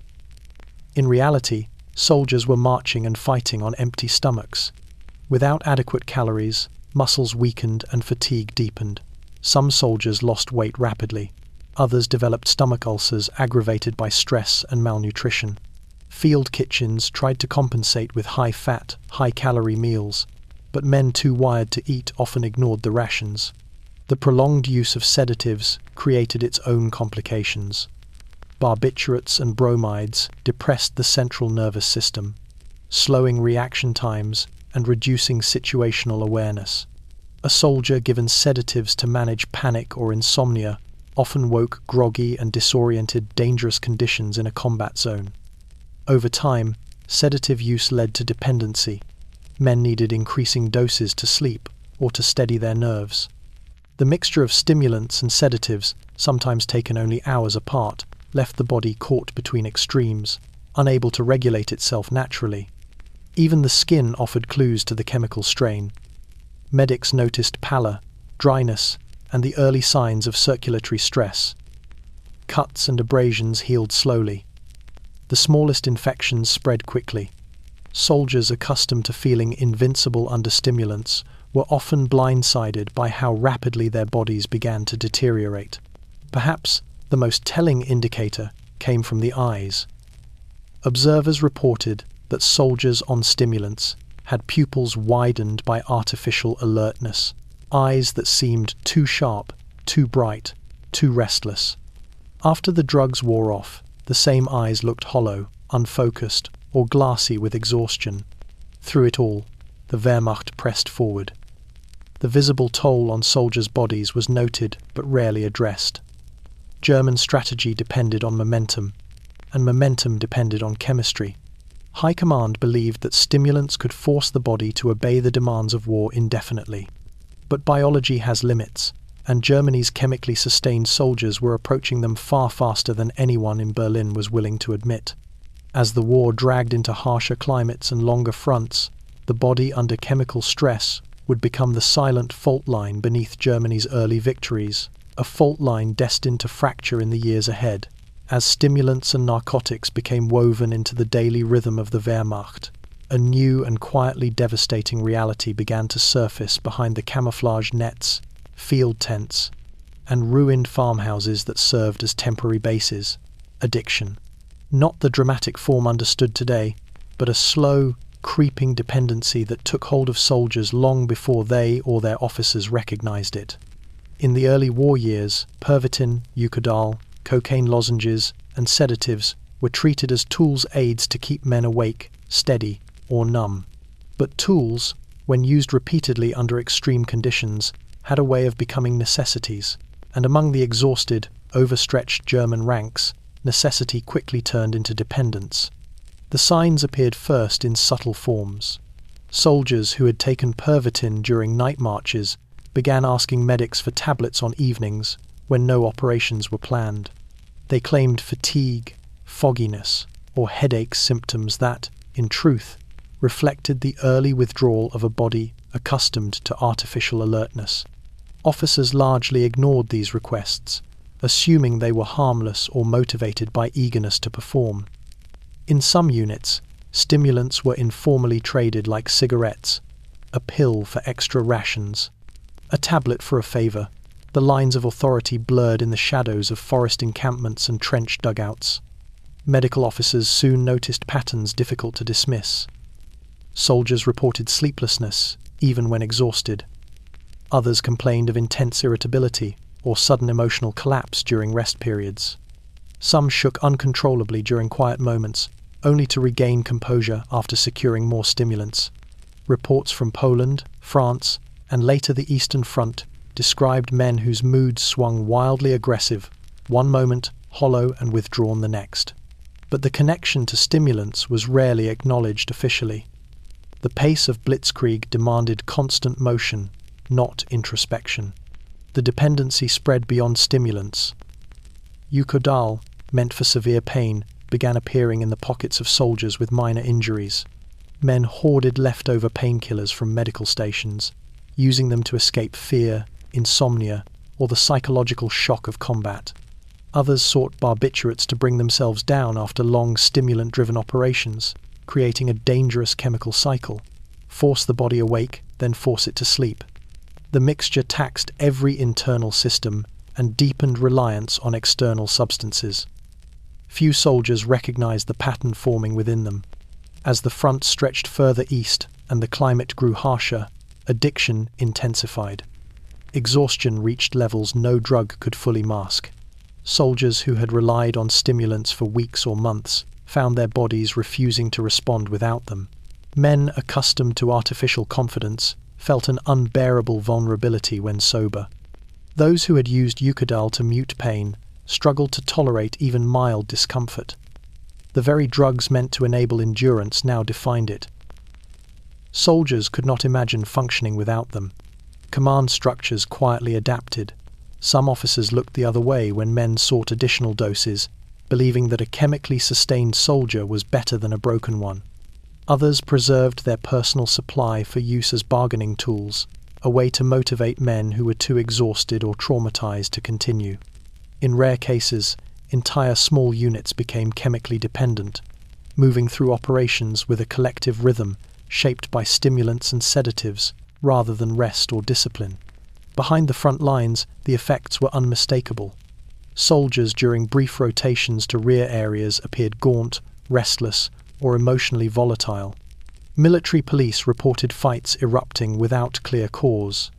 Medical reports noted rising cases of nervous exhaustion, heart strain, and psychological breakdown. Yet official documents rarely attributed these issues to chemical dependency. The Reich's ideology left no room for weakness, and addiction was framed as a personal failing, not a systemic consequence of the stimulant program that leadership itself had sanctioned. Even on leave, addiction followed.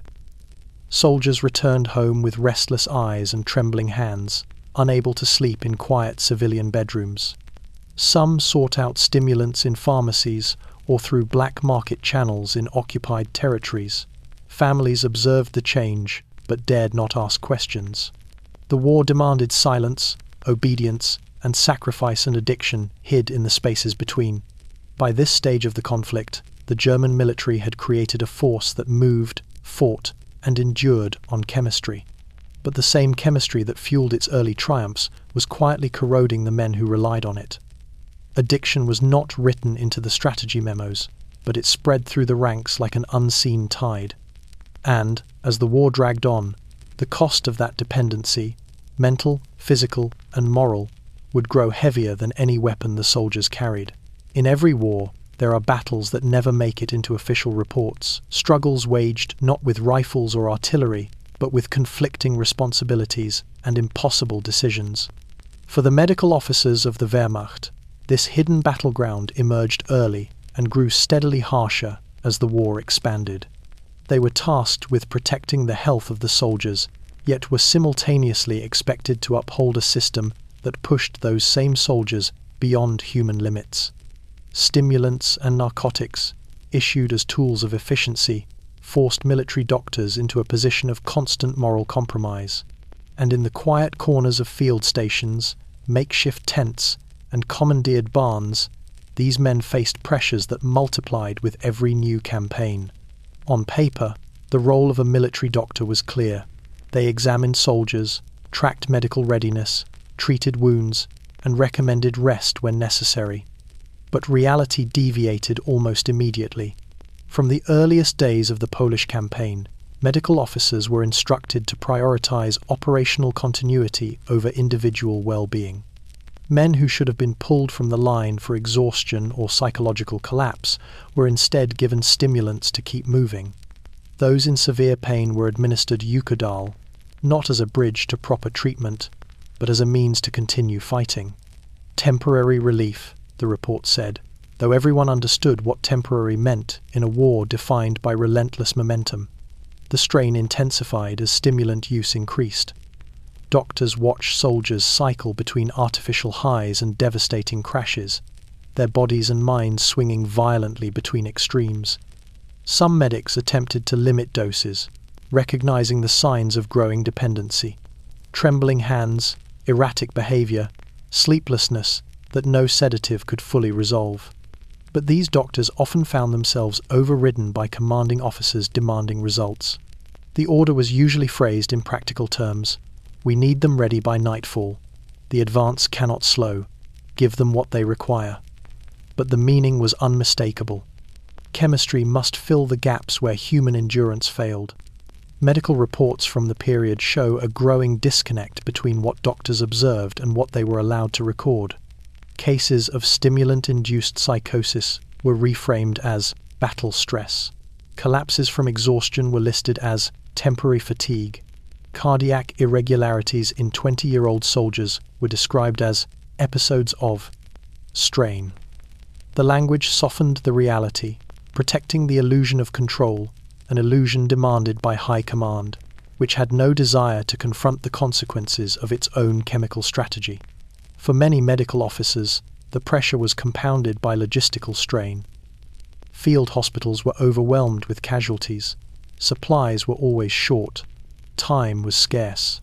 Treating severe injuries required focus and precision, yet doctors frequently tended to wounded men, while many others lay nearby, overdosed or shaking from stimulant crashes, demanding attention for conditions rooted not in enemy fire, but in authorized drug regimens.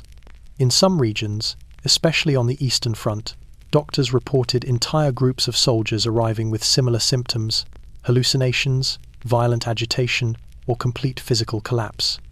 The patterns were unmistakable, but few dared to state the cause openly. Some doctors attempted quiet resistance.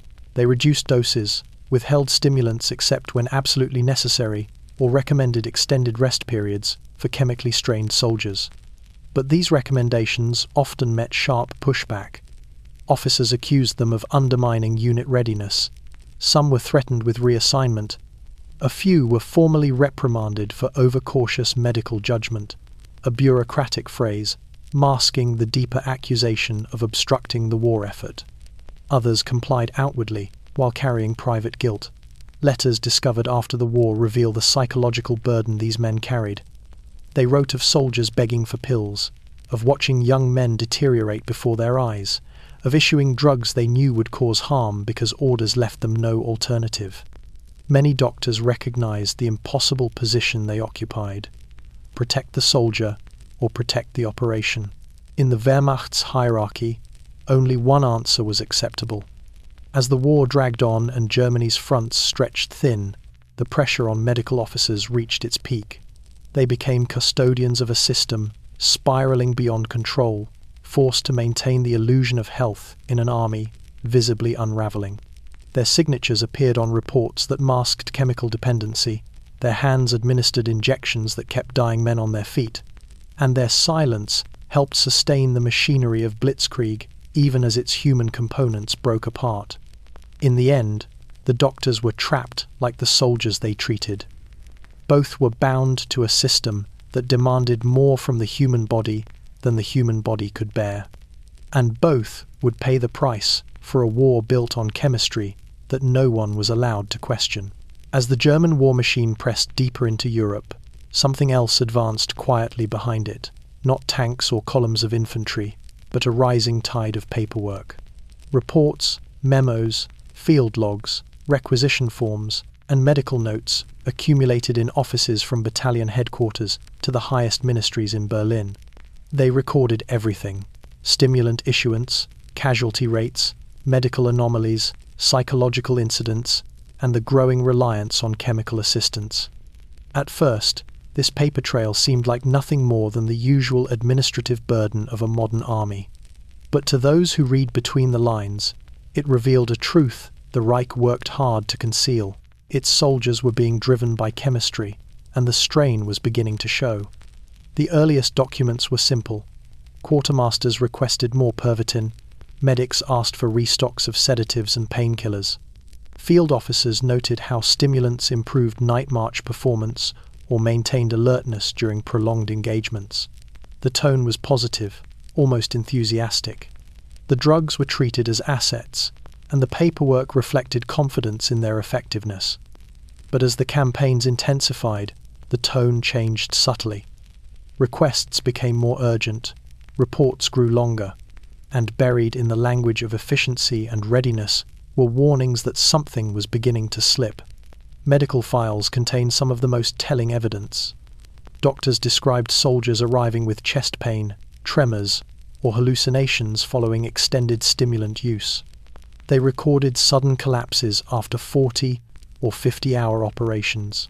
They noted abrupt mood swings, disorientation, and violent agitation symptoms they recognized but hesitated to attribute directly to the drugs. Their phrasing became cautious, almost coded. Symptoms consistent with exhaustion, one report might say. Unusual cardiac strain, noted another. Rarely was the true cause, dependence or chemical overload stated openly, but the pattern was unmistakable. Other documents highlighted a problem high command preferred to ignore: dosage creep. Official guidelines recommended specific amounts of Pervitin or Eucadal for certain conditions. But as field operations demanded unbroken momentum, soldiers began taking more than prescribed. Some officers encouraged it, believing more stimulants equaled greater performance. Others looked the other way. The paper trail captured these deviations indirectly. Repeated requests for restocks, complaints of shortages, or logs showing units consuming double or triple their allocated supply. Psychological reports added another layer. Officers writing about troop morale occasionally mentioned irritability, restlessness, or unusual aggressiveness.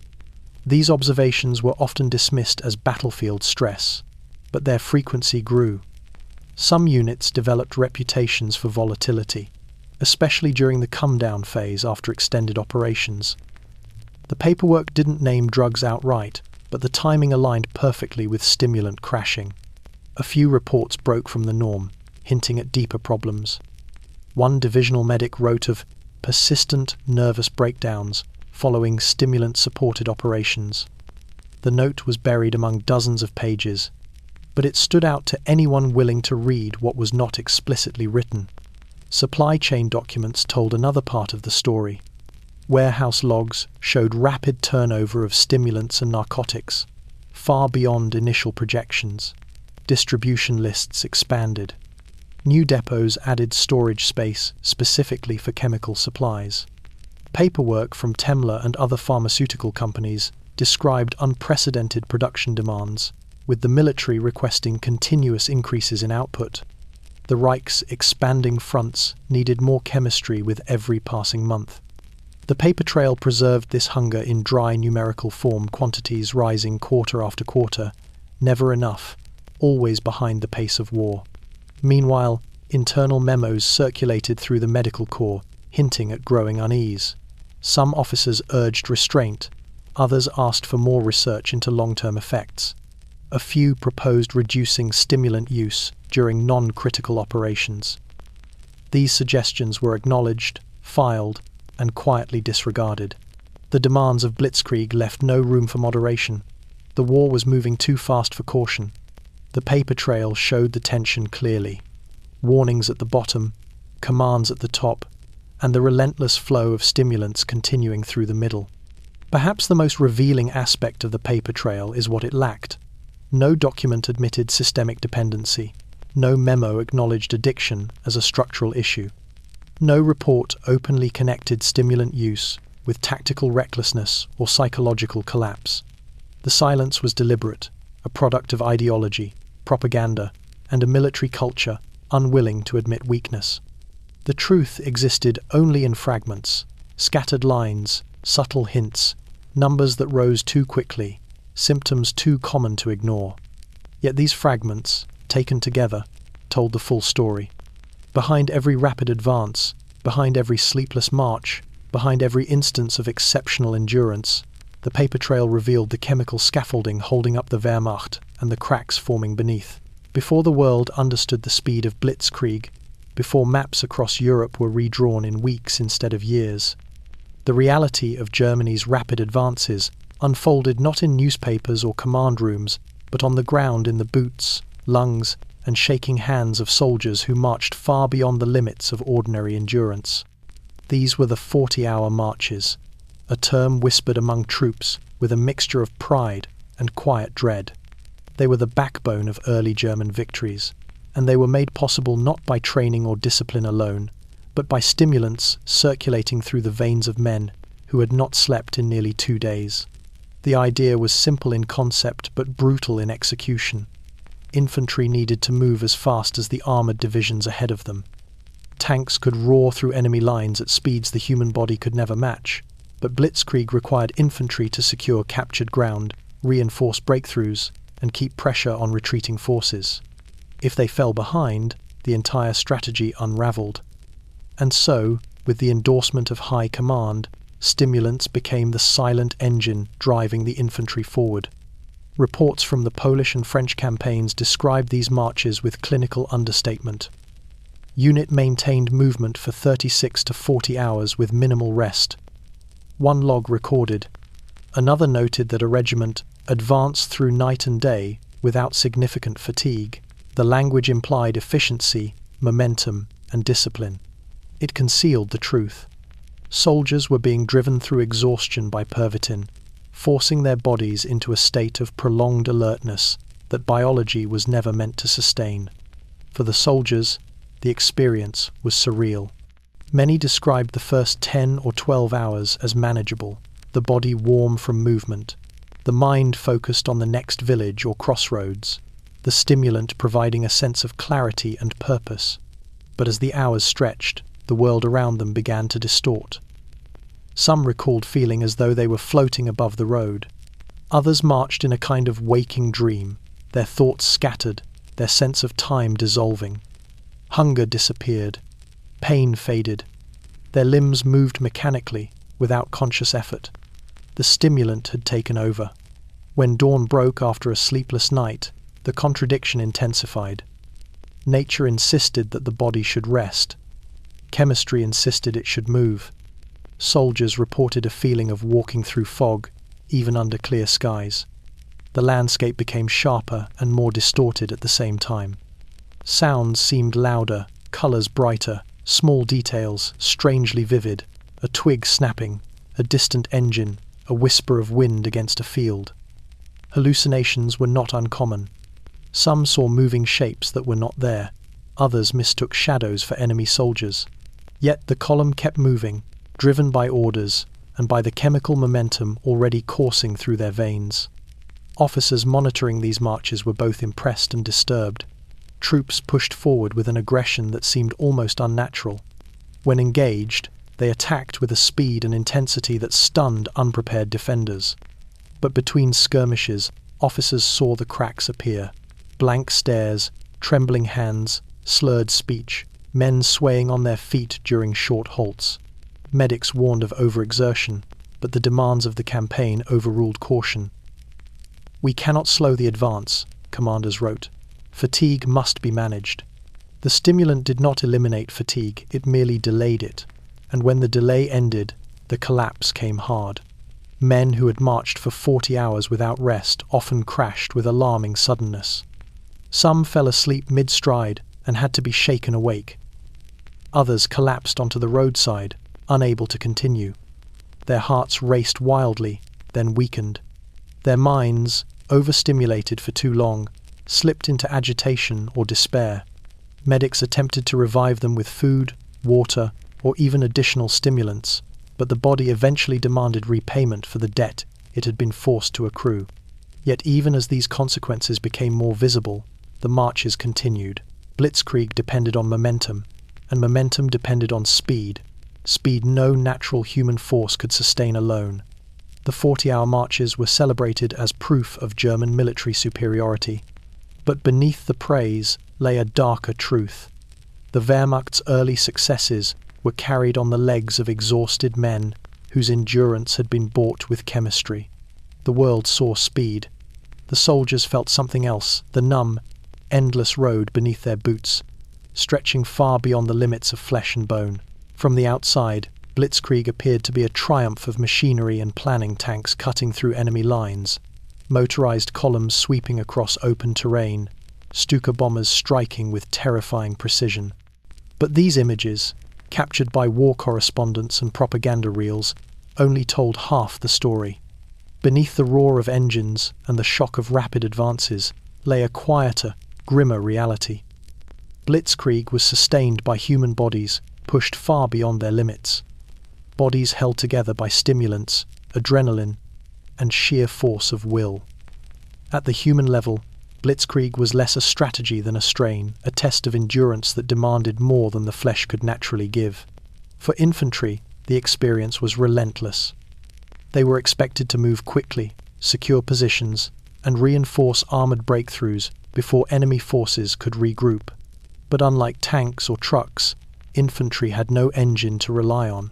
Their speed came from their legs, their lungs, and increasingly, the small white tablets handed out during night marches or high-tempo operations.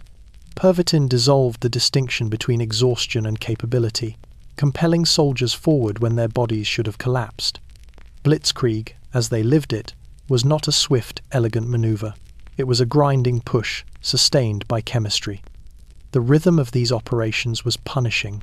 A division might march for hours, engage in intense combat at dawn, secure a village by midday, repel a counterattack in the afternoon, and then push forward again before nightfall. Rest, when it came, was brief, sometimes no more than an hour or two, on cold ground or inside a hastily cleared farmhouse. Soldiers described this tempo as unnatural, dreamlike, and often disorienting. They moved because everyone else moved. They fought because orders demanded it, and they stayed awake because stimulants made sleep feel like an inconvenience. Tank crews faced a different but equally brutal version of this reality. Blitzkrieg required armored units to maintain forward pressure, exploiting enemy weaknesses and creating panic. Inside a panzer, the air was thick with engine heat, oil fumes, and stale breath. The noise was constant metal clanging, gears grinding, shells loading. Visibility was limited to narrow slits or periscopes. Crews worked in tight synchrony, and one moment of fatigue could mean death. Stimulants became a coping mechanism as much as a performance enhancer. They sharpened reactions, quelled claustrophobic panic, and allowed crews to function through sleepless nights. But they also heightened aggression, making some tank commanders dangerously reckless in pursuit of speed. For the Luftwaffe, Blitzkrieg's demands meant flying multiple sorties within a single day. Pilots took off before dawn, returned for fuel and ammunition, then launched again before their boots cooled on the runway. The strain on their eyes, muscles, and nerves was enormous. Cocaine and methamphetamine lozenges filled the gap between fatigue and necessity. Pilots described the sensation as cold clarity, a mental sharpness that allowed them to fly with precision even after 20 hours awake. But the clarity was fragile. One lapse, one overconfident maneuver, and the stimulant-stoked confidence turned deadly. Even support units, engineers, radio operators, artillery crews were swept into Blitzkrieg's punishing pace. Engineers were tasked with building bridges under enemy fire. Artillery teams had to keep up with rapidly advancing front lines, often relocating multiple times per day. Radio operators, essential to coordinating the attack, worked through long stretches of static-filled tension, with stimulants keeping their concentration intact. Every branch faced the same pressure. Keep moving, keep fighting, keep pushing forward. The human cost of this was not immediately visible. Early victories masked the physiological and psychological toll. But beneath the surface, signs of strain multiplied. Soldiers reported hallucinations, paranoia, sudden emotional collapses, and violent agitation. Medics treated cases of exhaustion so severe that men fell unconscious without warning. Commanders noticed that once the stimulant edge wore off, performance plummeted sharply, a dangerous weakness during counterattacks or prolonged engagements. Yet High Command viewed these problems as acceptable side effects. Blitzkrieg was measured in kilometers gained, not in the bodies required to gain them. To planners in Berlin, the strategy seemed clean, decisive, mechanical. But at the human level, it resembled a fire burning through its own fuel bright and fast, but consuming the very men who kept it alive. In the end, Blitzkrieg's brilliance was not just tactical, it was chemical. And every mile of ground taken under its banner carried the imprint of soldiers whose bodies were pushed beyond nature's limits, and who would pay for that momentum long after the advance had halted. Night combat had always been one of warfare's most demanding undertakings. Darkness disorients, confuses, and magnifies fear. Soldiers move cautiously, nerves stretched thin, their senses straining to interpret every flicker of shadow and sound. But for the Wehrmacht, during the early years of the Second World War, night operations took on a new character, one driven not only by tactical necessity, but by chemistry. With stimulants coursing through their veins, German troops carried out night raids with a speed, aggression, and precision that stunned Allied forces. To enemies, it appeared as ruthless efficiency. To the soldiers themselves, it felt like moving through a world where exhaustion no longer applied. Night raids were essential to Blitzkrieg. They allowed German units to maintain momentum, disrupt retreating forces, and seize key bridges or junctions before dawn. But these operations demanded alertness at hours when the human body is naturally at its lowest point. Stimulants filled the gap. Medics distributed Pervitin before dusk, advising troops that it would sharpen the senses during operations. Officers encouraged its use, seeing the drug as a tactical multiplier. Soldiers, exhausted from days of marching, swallowed the tablets without hesitation. Within minutes, fatigue lifted. Vision sharpened. The body felt lighter. Fear, normally heightened in darkness, seemed distant. Accounts from the French campaign describe entire companies moving silently through forests for hours, their boots gliding over roots and rocks with uncanny steadiness. Under normal conditions, soldiers stumbled frequently during night marches. On stimulants, they moved with an almost unnatural coordination, hyper-focused, hyper-alert. Some described hearing distant sounds with startling clarity, a twig snapping 100 meters away, the shifting weight of an enemy patrol, even the faint rustle of uniforms brushing against tall grass. Their perception was sharpened by chemistry, giving them an edge their opponents rarely anticipated. When raids commenced, the effect became even clearer. Soldiers stormed farmhouses, bunkers, or trench lines with a ferocity that left survivors shaken. French and British troops later recalled encounters with German units that seemed unafraid of the dark, restless, or frantic with energy. The attacks came fast, often before defenders fully registered the threat. Once positions were seized, the stimulant-driven battalions did not rest, they pressed on, exploiting the confusion before the enemy could stabilize. But the stimulant edge came with dangers. Alertness enhanced by methamphetamine was not the same as true clarity. Soldiers sometimes perceived threats where none existed, firing at shadows, launching assaults against empty positions, or mistaking friendly units for enemy forces. Officers noted increased aggressiveness during these operations, with some men charging ahead recklessly or ignoring orders to halt. The drug suppressed hesitation, but it also suppressed caution, a dangerous combination in the unpredictable terrain of night combat. The psychological toll also intensified during these operations. Darkness magnifies the mind's vulnerabilities, and stimulants made those vulnerabilities sharper, not weaker. Some soldiers reported hearing whispers or footsteps that weren't there. Others saw flickering shapes in the tree line. When the adrenaline of combat merged with the stimulant's effects, hallucinations became difficult to distinguish from reality. In several cases documented by field medics, soldiers emerged from night operations trembling violently, their minds overstimulated and their nerves frayed. Yet by morning, they were expected to march again and to stay awake until the next nightfall brought another raid. The crash after these operations was severe. When the stimulant wore off, battalions that had operated through the night became sluggish, disorganized, and vulnerable. Some men fell asleep the moment they sat down, boots still on, rifles still in hand. Others collapsed mid-step during marches. Officers tried to counteract the crash with rest or, in some cases, additional stimulants, a decision that only deepened dependency and worsened long-term stability. Still, High Command praised the results.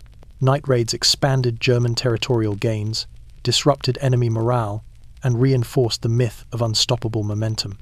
Reports celebrated the discipline and alertness of German troops fighting through darkness. What those reports never stated was the truth. These soldiers were sleepless, not by choice, but by chemistry.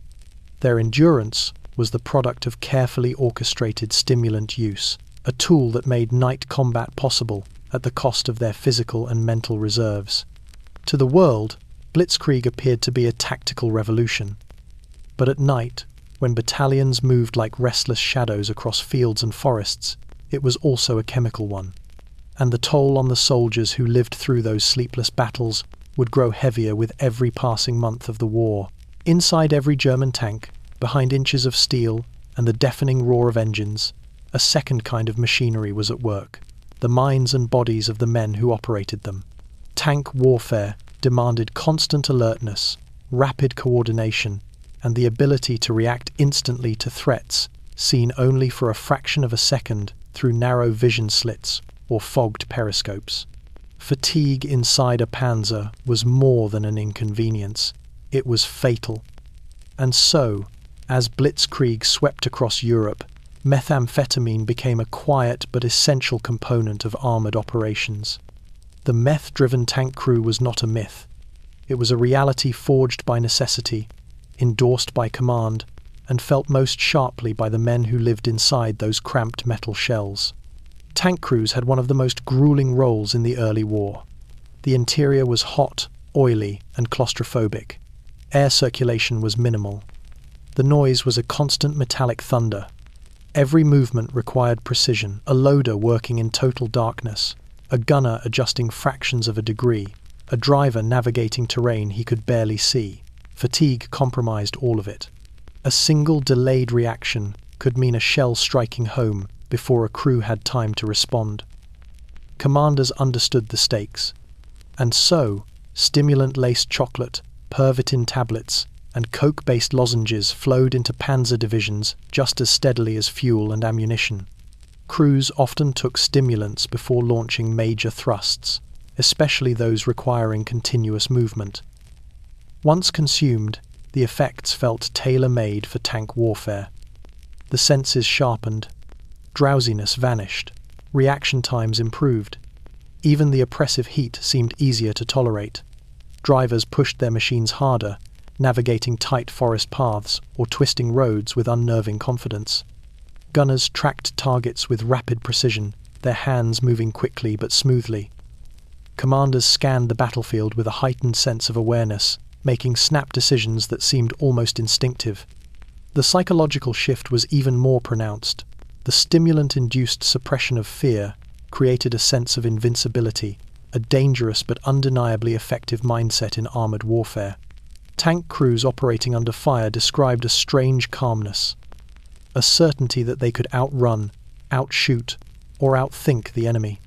That confidence translated into aggressive maneuvers, sudden flanking attacks, rapid repositioning under fire, and bold advances through terrain that would normally slow infantry and armor alike. But while stimulants enhanced performance in the short term, they also magnified the inherent dangers of tank combat. Overconfidence became a serious issue.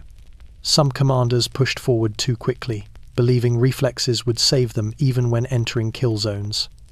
Drivers took unnecessary risks on unstable ground. Gunners sometimes misjudged distances or fired prematurely. The methamphetamine sharpened their focus, but it also distorted their judgment, a combination that led to both daring successes and needless losses. Then came the crash. When the stimulant wore off, the physical and mental collapse inside a tank was brutal.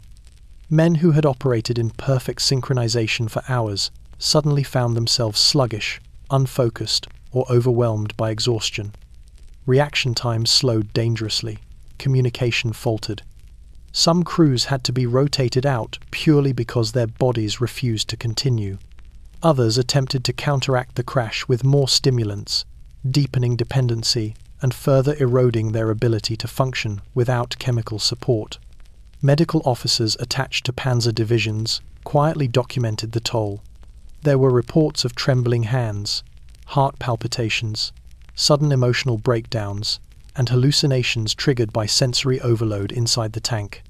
The combination of heat, noise, darkness, and stimulants created conditions that no training manual had ever anticipated. Yet formal reports rarely acknowledged the root cause. Instead, symptoms were attributed to combat strain or temporary fatigue, preserving the illusion that Germany's armored forces were sustained by discipline and superior engineering alone. In reality, chemistry had become as crucial to panzer operations as gasoline. Without stimulants, crews could not maintain the relentless tempo Blitzkrieg demanded. With them, they moved faster and fought harder, but at the cost of their long-term physical and psychological stability. The myth of the unstoppable German tank divisions was built on steel, tactics, and doctrine. But inside the armored hulls, behind every kilometer gained, was a quieter truth. Men running on borrowed strength, driven by pills and chocolate bars that masked exhaustion while pushing the human body into dangerous extremes. It was this chemical edge and the hidden costs attached to it that powered the armored punches of early German victories. And, as the war grew longer and harsher, those costs would come due in ways no stimulant could prevent. High above the fields and forests of Europe, German pilots carried out the missions that would define the early years of the Second World War. Reconnaissance flights, strategic bombings, and close air support required a level of alertness and endurance that few human bodies could naturally sustain. In the thin, freezing air at altitudes above 3,000 meters, oxygen was scarce, instruments were primitive, and the slightest lapse in concentration could prove fatal. To meet these demands, the Luftwaffe relied on stimulants and chemical enhancements, a quiet, almost invisible force that allowed pilots to operate beyond the limits of sleep, fear, and physical strain. Long-range missions could last 8, 10, or even 12 hours. Pilots were exposed to constant mechanical vibrations, deafening engine noise, and the ever-present threat of anti-aircraft fire. The cold sapped energy, and the lack of oxygen clouded judgment. Early reports from flight surgeons indicated that even highly trained aviators could only maintain optimal cognitive function for a few hours under these conditions. But the strategic need for extended sorties, particularly during the campaigns in Poland and France, demanded more. Stimulants, distributed in tablet form or as cocaine lozenges, became a tool to stretch human capacity. The effects were immediate. Pilots reported heightened concentration, sharpened reflexes, and an almost mechanical focus on the instruments, controls, and enemy positions. They remained awake and vigilant far beyond the normal span of alertness, able to execute complex maneuvers in darkness or adverse weather conditions. Bombers could fly in formation for hours, maintaining precision despite fatigue, while reconnaissance crews tracked enemy movements with an unnatural steadiness. The stimulant's influence created the impression that German pilots were tireless, almost superhuman in their ability to sustain operations. Yet the chemical edge came with profound risks. Stimulants suppressed normal fatigue cues, masking hunger, thirst, and the body's insistence on rest. Prolonged exposure to the effects of methamphetamine or cocaine created conditions ripe for error. A pilot who had been alert for 10 hours might suddenly misjudge altitude or speed in the 11th hour. Reaction times, though initially enhanced, could degrade abruptly as the stimulant's effect waned. Flight surgeons noted patterns of irritability, tremors, and hyperaggression among crews who relied heavily on chemical support, signaling the thin line between heightened performance and overexertion. The human cost extended beyond physical exhaustion. Pilots reported heightened anxiety and emotional volatility once stimulants wore off. Some became disoriented or paranoid, misinterpreting radar blips, visual cues, or auditory signals. Sleep, when it came, was fragmented and often insufficient to restore cognitive function. Yet the operational tempo of the Luftwaffe left little room for recovery. High Command valued immediate results over long-term health, and missions continued to be scheduled based on chemical endurance rather than natural limits. Reports indicate that dependency developed rapidly. Pilots came to associate stimulant use with survival, using tablets not only to maintain alertness during missions, but to counteract fear, stress, and pre-mission anxiety. The temporary clarity became a psychological crutch, and some pilots hoarded doses for personal use. Medical officers quietly monitored this trend, but were constrained by the same operational pressures that drove the initial administration of drugs. The line between performance enhancement and chemical reliance blurred with every sortie.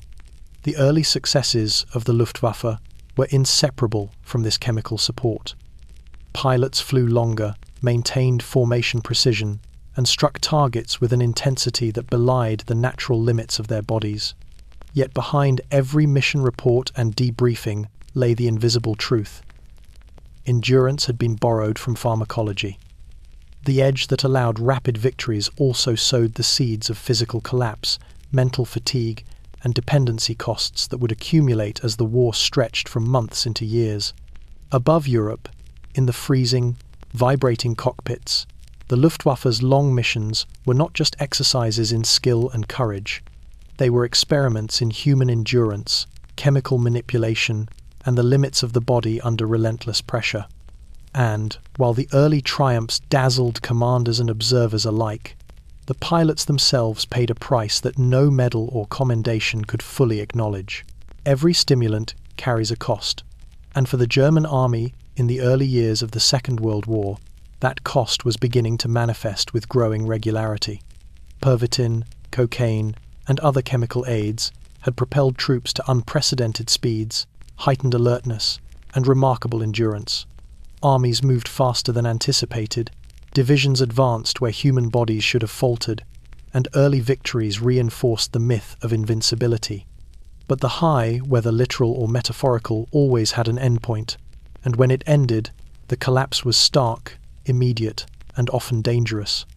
Soldiers who had been artificially sharpened for days began to experience the physiological consequences of chemical overextension. Fatigue, long suppressed by stimulants, returned with disproportionate force. Infantrymen who had marched continuously for 48 hours collapsed onto roadsides and fields, unable to rise. Tank crews, who had functioned with razor-sharp precision under the influence of methamphetamine, slowed in their movements, misjudged distances, and mishandled machinery. Even pilots, who had flown through hours of night reconnaissance or bombing runs with coca lozenges, suddenly misread altimeters, missed formation markers, or struggled to maintain control in adverse weather. The crash that followed the high was not gradual. It arrived violently and without warning. Field medics and surgeons recorded the manifestations systematically. Tremors, heart palpitations, nausea, dizziness, and hallucinations appeared in waves. Men who had been aggressive, fearless, and focused became lethargic, anxious, and disoriented. Aggression sometimes inverted into panic or confusion, leading to mistakes that could prove fatal in combat zones. A soldier who had fired accurately for hours might miss his target entirely in the next engagement, not through lack of skill, but because his body and mind were overwhelmed by chemical exhaustion. The collapse also had operational consequences beyond the individual. Entire units slowed, creating gaps in lines that were normally synchronized to maintain pressure on the enemy. Reconnaissance reports slowed as pilots and radio operators struggled to maintain focus. Supply columns lagged behind, unable to keep pace with overstimulated but now exhausted troops. Commanders who had relied on the consistency of chemically enhanced soldiers faced unpredictable performance, forcing rapid adjustments in strategy or the deployment of reserves to cover sudden weaknesses. Psychologically, the crash amplified dependency. Soldiers who had experienced heightened confidence and artificial fearlessness were acutely aware of the fragility of their capabilities once the stimulant wore off. Anxiety increased, particularly among younger or less experienced men, and many requested additional doses at the first opportunity. Some began hoarding supplies during rest periods or trading rations and personal effects to acquire more tablets. Dependency, initially incidental to performance, had now begun to shape behavior both on and off the battlefield. The officers were painfully aware of these patterns, though official reports rarely highlighted them. A combination of pride, propaganda, and operational urgency meant that the collapse was framed as temporary fatigue, battle stress, or the inevitable consequence of rapid movement, never as a direct result of chemical overuse. Even as field hospitals noted unusual injury patterns or mental disturbances, the prevailing narrative emphasized the strength and resilience of the German soldier, maintaining the illusion of unbroken efficiency. Yet the truth persisted beneath the surface.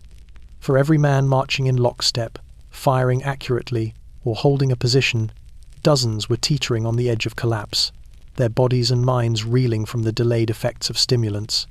The very drugs that had fueled early victories were now creating vulnerabilities that could no longer be ignored. Units that had moved with supernatural speed were suddenly slowed not by enemy action, but by the inevitable consequences of human physiology pushed beyond natural limits. The collapse after the high was the hidden battlefield of Blitzkrieg, a war fought not only against enemy forces, but against the human body itself.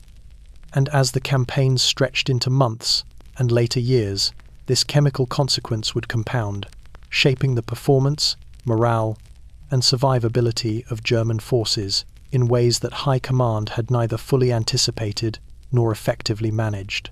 Blitzkrieg depended on speed, precision, and coordinated action. Tanks rolled in formation, infantry pressed the line, and aircraft struck with exacting timing. Commanders at all levels relied on predictability. The assumption that soldiers would act according to orders, that reactions would be measured, and that judgment, while strained under stress, remained coherent. But the widespread use of stimulants, Pervitin, cocaine, and other chemical aids began to subtly erode this predictability. Decisions became erratic, timing faltered, and even experienced officers found themselves confronted with behavior they could neither anticipate nor control. The phenomenon was first noted in small, scattered reports from the Polish campaign. Infantry units, after extended marches under stimulant influence, were observed advancing too rapidly ahead of their supporting elements, leaving gaps that could have been exploited by counterattacks. Tank crews, hyper-alert from methamphetamine, sometimes bypassed prescribed objectives to pursue enemy targets independently. These deviations were initially interpreted as initiative or aggressiveness qualities highly valued in the German military ethos. Yet, field medics and junior officers began to note a pattern. These actions were less tactical brilliance and more the result of chemically enhanced impulsivity. Cognitive overload exacerbated the problem. Stimulants sharpened attention and suppressed fatigue, but they also distorted risk perception. Soldiers under the influence often overestimated their ability to handle danger, underestimated the enemy, or acted on incomplete information. This produced split-second decisions that, while bold, were sometimes dangerously misaligned with strategic goals. Commanders recorded instances where forward units advanced into ambushes, engaged in unsanctioned skirmishes, or failed to coordinate with neighboring formations, all consequences traceable to stimulant-induced overconfidence. The Luftwaffe experienced similar challenges. Pilots on stimulants displayed extraordinary endurance, flying missions well beyond standard operational limits. However, the same chemicals that enhanced alertness also heightened impulsiveness and risk-taking. Reports from bomber and reconnaissance units indicated errors in navigation, premature bomb releases, and overextended sorties. Flight surgeons noted that stimulant use sometimes led to disorientation during high-stress maneuvers or rapid altitude changes. While many of these incidents did not result in catastrophic failure, the cumulative effect introduced variability into operations that High Command struggled to measure. Even at higher levels of command, the influence of stimulants was apparent. Officers who relied on continuous situational awareness and rapid decision-making sometimes exhibited irritability, impatience, or a tendency to push units beyond safe operational limits. Orders became more aggressive, timelines compressed, and risk assessments skewed. Reports from subordinate units often highlighted confusion or unexpected maneuvers that stemmed from this chemically induced assertiveness. Commanders were aware that stimulants amplified energy and focus, but the collateral effect, erratic judgment, was not fully anticipated or accounted for in operational planning. The consequences extended to logistics and supply. Troop movements often outpaced ration distribution and ammunition resupply. Units, driven by the artificial endurance of stimulants, advanced faster than anticipated, straining support networks. Communication lines became overextended. Orders intended for coordinated maneuvers were sometimes received late or misinterpreted, compounding the unpredictability introduced by human impulsivity under chemical influence. Field reports also noted the psychological dimensions. Soldiers aware of their enhanced capabilities experienced a heightened sense of invulnerability. They acted with confidence bordering on recklessness, sometimes refusing orders or improvising in ways that disrupted cohesion. Junior officers struggled to enforce discipline when stimulant-driven troops perceived themselves as physically and mentally superior, further undermining chain-of-command authority. In sum, erratic decision-making became an invisible battlefield within the German military. It was not caused by incompetence or poor training, but by the chemical environment imposed on soldiers and officers alike. The stimulants that sustained speed and alertness simultaneously eroded the reliability of judgment. German victories, remarkable in their tempo and decisiveness, were balanced by this hidden instability, an instability that would manifest with increasing frequency as the war stretched on, and one that high command would struggle to contain. By the time Germany launched its invasion of the Soviet Union in June 1941, the Eastern Front had become a testing ground for the limits of human endurance under chemical influence. Soldiers who had relied on stimulants to maintain wakefulness and focus found themselves confronted with a scale of combat and environmental strain unlike anything experienced in Western Europe. Endless forests, swamps, and snow-laden plains combined with a determined and brutal enemy. The chemical support that had propelled earlier victories now amplified desperation, creating what some medical officers described in hushed reports as suicidal resistance, men pushing themselves beyond the brink, compelled by drugs to continue in situations that would have broken ordinary soldiers. The Eastern Front presented unique challenges. Battles were enormous in scope, distances were vast, and supply lines stretched thin. Infantry marched through freezing nights, often with inadequate clothing and rations, engaging in skirmishes with well-entrenched opponents. Tank crews navigated treacherous terrain with engines overtaxed and visibility limited. Pilots flew reconnaissance and bombing missions over forests, rivers, and towns with minimal navigational aids. The pressure on soldiers' minds and bodies was relentless. Natural fatigue, hunger, and cold could have grounded the troops entirely, but stimulants such as Pervitin allowed them to keep moving, and in doing so, created conditions that blurred the line between endurance and self-destruction. Reports from field medics describe soldiers refusing to retreat or rest, even when physically incapable of continuing. Pervitin suppressed their sense of pain and exhaustion, giving them the impression that they were stronger than their bodies allowed. They held positions under heavy fire, advanced across open fields into enemy artillery zones, and pressed attacks when rational analysis suggested withdrawal. Commanders sometimes labeled this behavior as extraordinary courage, but medical officers recognized it as chemically induced compulsion. These men were fighting not just the enemy, but their own overtaxed bodies. Tank units, moving deep into Soviet territory, exhibited similar patterns. Crews continued operations for 48 hours or more with minimal pause, firing under extreme stress, navigating hazardous terrain, and repairing vehicles without sleep. The stimulant-fueled persistence allowed rapid advances, but also created extraordinary risk. Men suffered from tremors, hallucinations, and acute exhaustion that would arrive suddenly once the drug's effect waned. Instances of misjudged maneuvers, collisions, and overextension were common, though often underreported in operational summaries that emphasized achievement over human cost. The Luftwaffe experienced its own version of suicidal resistance. Pilots, flying repeated sorties on long-range missions, relied heavily on methamphetamine or cocaine derivatives to maintain focus. While chemically sustained, they made aggressive decisions that occasionally exceeded operational safety. Pilots flew into adverse weather or heavily defended zones that would have otherwise been avoided. Flight surgeons quietly noted the risk of overconfidence and impaired judgment, but strategic necessity often outweighed caution. The cumulative effect was a frontline force that appeared tireless and unbreakable, a human machine operating under the illusion of invincibility. But behind the veneer of relentless movement lay a shadow reality.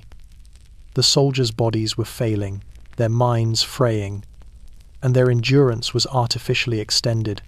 Withdrawal from stimulants or failure to administer sufficient doses could precipitate collapse, emotional breakdown, or death. Suicide, accidental or otherwise, increased as the war dragged on, and medical personnel began to refer to this pattern as chemical overdrive. High command remained largely unaware of the full extent of this strain. Operational reports emphasized territorial gains and tactical victories, ignoring the human cost. The soldiers themselves were often too ashamed or chemically complicit to admit the physical and psychological toll.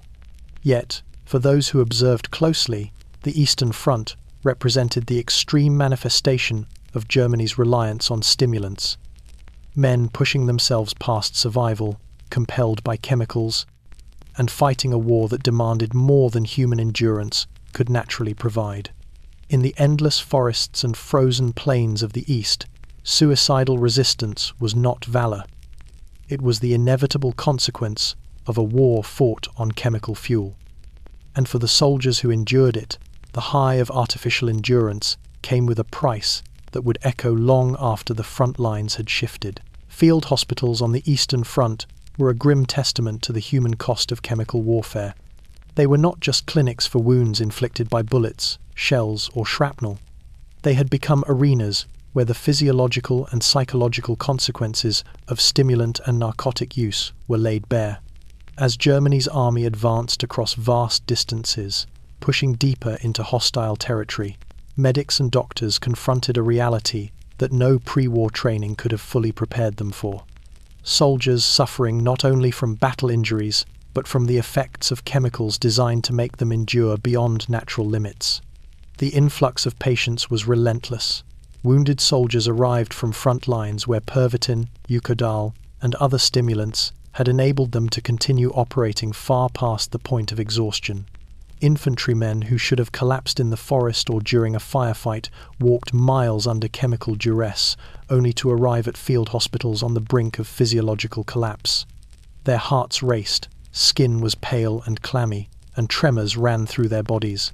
They were awake but broken, alert but unsteady symptoms, difficult to reconcile in a conventional battlefield assessment. Medical officers documented an array of physical crises. Cardiovascular strain was common. Men exhibited rapid heart rates, palpitations, and in some cases, arrhythmias precipitated by the prolonged stimulant use. Respiratory difficulties emerged in soldiers already fatigued from marching long distances or operating in extreme cold. Gastrointestinal problems were prevalent. Appetite suppression caused by stimulants meant soldiers arrived weak and malnourished, complicating the treatment of even minor injuries. Musculoskeletal injuries, exacerbated by exhaustion, were slower to heal, and bruises or lacerations became infection-prone in the overtaxed bodies of chemically sustained soldiers. Psychological crises were equally severe. Medics reported panic episodes, hallucinations, and acute anxiety, all linked to the combined effects of fatigue and stimulant crash. Soldiers who had displayed apparent courage on the battlefield could become disoriented, aggressive, or emotionally unresponsive once admitted to the hospital. Barbiturates and bromides were administered to induce sleep and calm the nerves, but these sedatives often created their own complications: lethargy, impaired coordination, and delayed reaction times. The interplay of stimulants and sedatives created a cycle in which soldiers were chemically oscillating between hyper-alertness and debilitating fatigue, sometimes within a single day. The logistical constraints of field hospitals compounded these medical challenges. Facilities were overwhelmed, often operating in tents, barns, or commandeered buildings with minimal heating, poor sanitation, and limited supplies. Medics had to triage chemical exhaustion alongside battle wounds. In some cases, soldiers were prioritized not because their injuries were immediately life-threatening, but because the chemical crash left them incapable of continuing operations. Officers often insisted that patients be returned to the front line as soon as possible, even when full recovery was impossible, intensifying the ethical tension faced by medical staff. Documentation from this period shows that chemical dependency became increasingly evident in hospital records. Soldiers requested additional doses of stimulants during rest periods, attempted to conceal consumption, or exhibited withdrawal symptoms when supply was delayed. Medical officers recognized the pattern but were constrained by operational priorities. High command demanded continued readiness, and reporting the extent of these crises risked bureaucratic reprimand. Field hospitals thus became a microcosm of the chemical war. They displayed both the effectiveness of stimulants, men continuing operations beyond natural limits, and the fragility they imposed: broken hearts, frayed nerves, and collapsing bodies.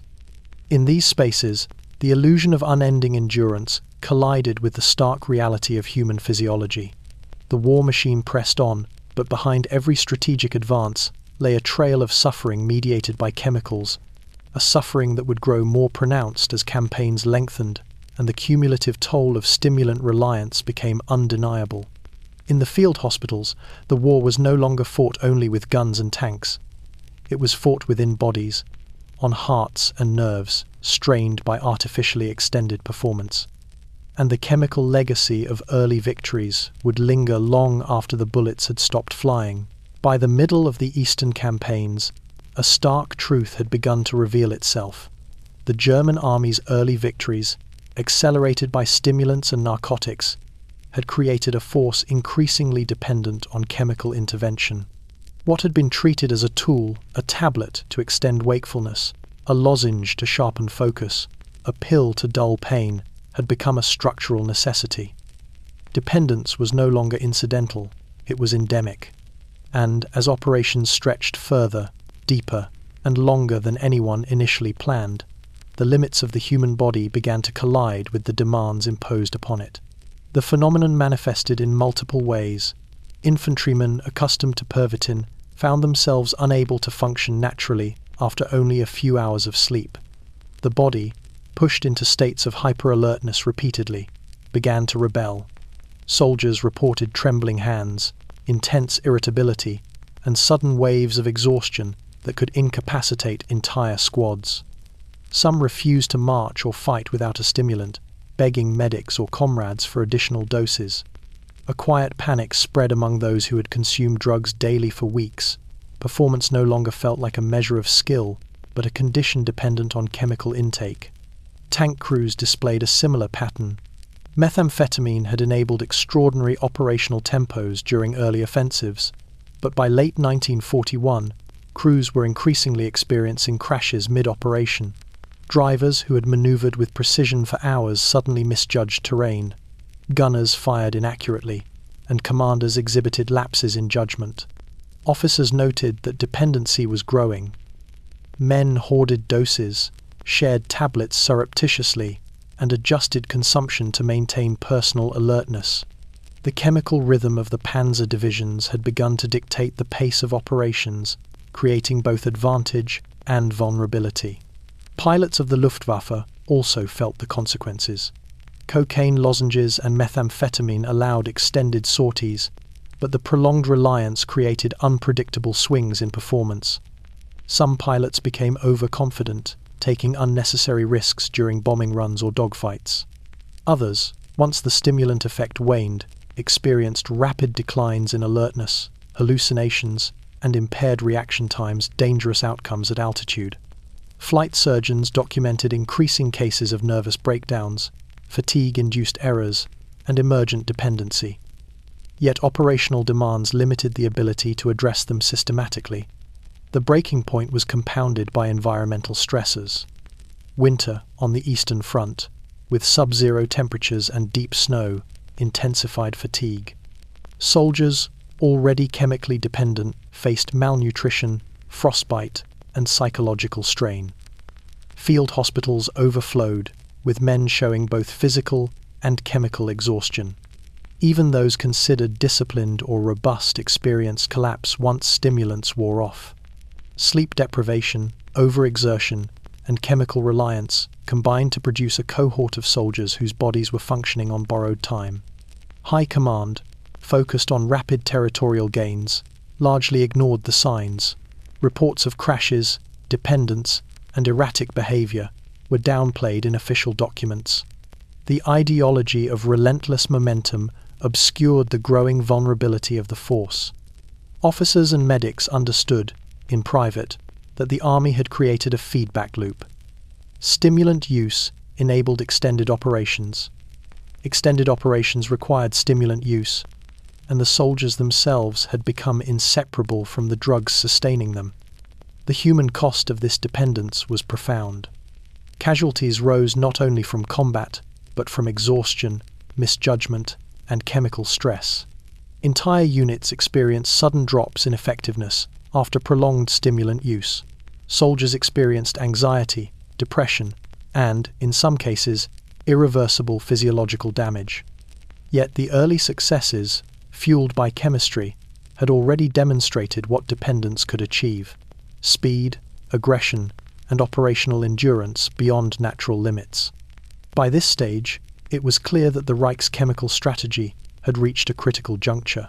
The army had extended human performance to extraordinary levels, but in doing so, it had created a force on the edge, a force that could no longer sustain itself without the drugs it had been fed. Dependence had become inevitable, and the breaking point, whether through exhaustion, mental collapse, or systemic failure, was approaching. The human cost, largely hidden behind reports of territorial gain and tactical success, had begun to overshadow the very victories that stimulants had enabled. This was the shadow beneath Blitzkrieg, an army propelled by chemistry, sustained by dependency, and marching steadily toward a limit that would test not just strategy, but the endurance of the human body itself. The winter of 1941 and 1942 on the Eastern Front introduced a new enemy, one far less forgiving than gunfire or artillery: the cold. German soldiers, already physically strained by forced marches, constant combat, and the relentless consumption of stimulants, faced temperatures that could drop below -30°C. Frostbite, hypothermia, and the unyielding snow became deadly factors in operations, and stimulants, once heralded as the solution to human fatigue, could not protect the body from the slow, merciless assault of winter. The chemical support that had carried the Wehrmacht across Poland and France now collided with nature itself. In the early campaigns, Pervitin had allowed soldiers to march continuously through night and day, sustaining speed and aggression in a way that outmatched natural human endurance. But extended exposure to cold amplified every physiological weakness hidden by stimulants. Heat loss accelerated. Muscles stiffened despite chemical energy. Hands and feet, already numb from exposure, became more prone to frostbite because stimulant-driven circulation masked pain signals. Soldiers who believed they were unharmed often arrived at field hospitals with irreversible tissue damage, their condition noted in logs as operational exhaustion rather than a predictable consequence of chemical overdrive combined with environmental stress. Tank crews faced a different set of challenges. Inside panzer divisions, the interior temperatures could be warmer than the outside air, but not by enough to counteract frostbite in exposed extremities during operational stops or long marches. Drivers and loaders, hyper-alert from methamphetamine or chocolate rations, ignored the cold as they focused on maintaining operational tempo. Yet the stimulant's effect was temporary. When it wore off, sudden fatigue hit, compounded by hypothermia, resulting in trembling, slowed reactions, and even temporary immobility at critical moments. Several documented incidents involved tanks stalled not by enemy fire, but because the crew could not function under the combined effects of chemical crash and freezing conditions. The Luftwaffe also suffered. Pilots on long reconnaissance or bombing missions relied on stimulants to maintain alertness at altitude, where oxygen was thin and temperatures extreme. But stimulants could not regulate core body temperature or prevent frostbite in exposed hands, feet, or faces. Flight surgeons reported cases of numbness leading to impaired control, and in several instances, crews struggled to operate aircraft upon return due to extreme cold combined with overexertion. Cockpit heaters were minimal, and chemical compensation could only delay, not eliminate, the physiological consequences. Infantry units, forced to advance under snow-laden forests or across frozen plains, experienced a different but equally devastating effect. The stimulant-driven high allowed them to continue marching through freezing nights, but exhaustion accumulated invisibly. Hypothermia could set in silently. Cognitive function declined even as outward alertness appeared intact. Soldiers who relied on stimulants found themselves making misjudged movements, stepping into hidden ice patches, or slipping on frozen terrain. Injuries increased not from combat, but from the chemical-fueled disregard for environmental limitations. Field hospitals overflowed. Medics faced an unprecedented combination of chemical dependency, frostbite, and systemic exhaustion. Soldiers were admitted with numb limbs, rapid heart rates, and trembling that reflected both stimulant crash and cold-induced stress. Sedatives were sometimes administered to counter agitation, creating cycles of chemical highs and lows superimposed on environmental injury. The workload for medical staff was staggering, and the mortality rate from cold-related complications rose dramatically. The winter of exhaustion demonstrated a fundamental truth. Chemistry could extend human performance temporarily, but it could not override the laws of nature. The same stimulants that had enabled early victories now masked vulnerability until it became acute. Commanders celebrated continued movement, territory gained, and the appearance of unbroken morale, but the human cost, frostbite, collapse, and chemical crashes, amplified by extreme cold, was mounting behind the fronts. This was the first winter where the limits of chemical endurance collided with reality. The soldiers who had once marched tirelessly, flown extended missions, and maintained relentless momentum were now facing the cold as a force more punishing than enemy bullets. In the silence of frozen forests, the truth became clear. The Reich had extended human capability through stimulants, but nature remained an adversary no drug could fully subdue. By the winter of 1941, it was no longer just bodies that showed the toll of chemical reliance. Minds, too, had begun to crack under the relentless pressure of extended operations, compounded by widespread stimulant use. Soldiers who had relied on Pervitin, cocaine, or other chemical aids to remain alert and aggressive found that the mental cost of such endurance was escalating rapidly. The very substances designed to enhance focus, suppress fatigue, and dull fear had created a new battlefield within the human psyche, a domain as precarious and dangerous as the front lines themselves. Medical reports began to reflect a disturbing pattern. Soldiers exhibited heightened irritability, emotional volatility, and episodes of paranoia during and after extended operations. Officers noted that men who had been disciplined, cooperative, and reliable under normal conditions now displayed unpredictable behavior. Arguments broke out over minor disagreements, command compliance faltered, and in some cases, units became disorganized during critical operations. The chemical manipulation of alertness and confidence had created a cohort of men whose decision-making and emotional regulation were no longer entirely their own. The problem was compounded by sleep deprivation. Stimulants allowed soldiers to ignore the body's natural need for rest, but they did not prevent the physiological consequences of sustained wakefulness. After weeks or months of continuous operations, supported by chemical intervention, the mind began to deteriorate. Soldiers reported hallucinations, distorted perceptions of time, and intrusive, often terrifying, thoughts. Nightmarish imagery invaded brief moments of rest, while hyper-alertness in combat left them acutely sensitive to sounds, movements, and environmental cues. In effect, the stimulant blurred the line between heightened perception and psychological overload. Dependency developed silently but rapidly. Soldiers who had come to rely on stimulants for operational effectiveness began to experience panic, disorientation, or physical collapse when doses were delayed or unavailable. Reports from medics indicated that men hoarded tablets, traded personal items for extra doses, or experimented with combining stimulants and sedatives to manage the highs and subsequent crashes. These behaviors, while superficially understandable as efforts to maintain performance, highlighted a dangerous shift.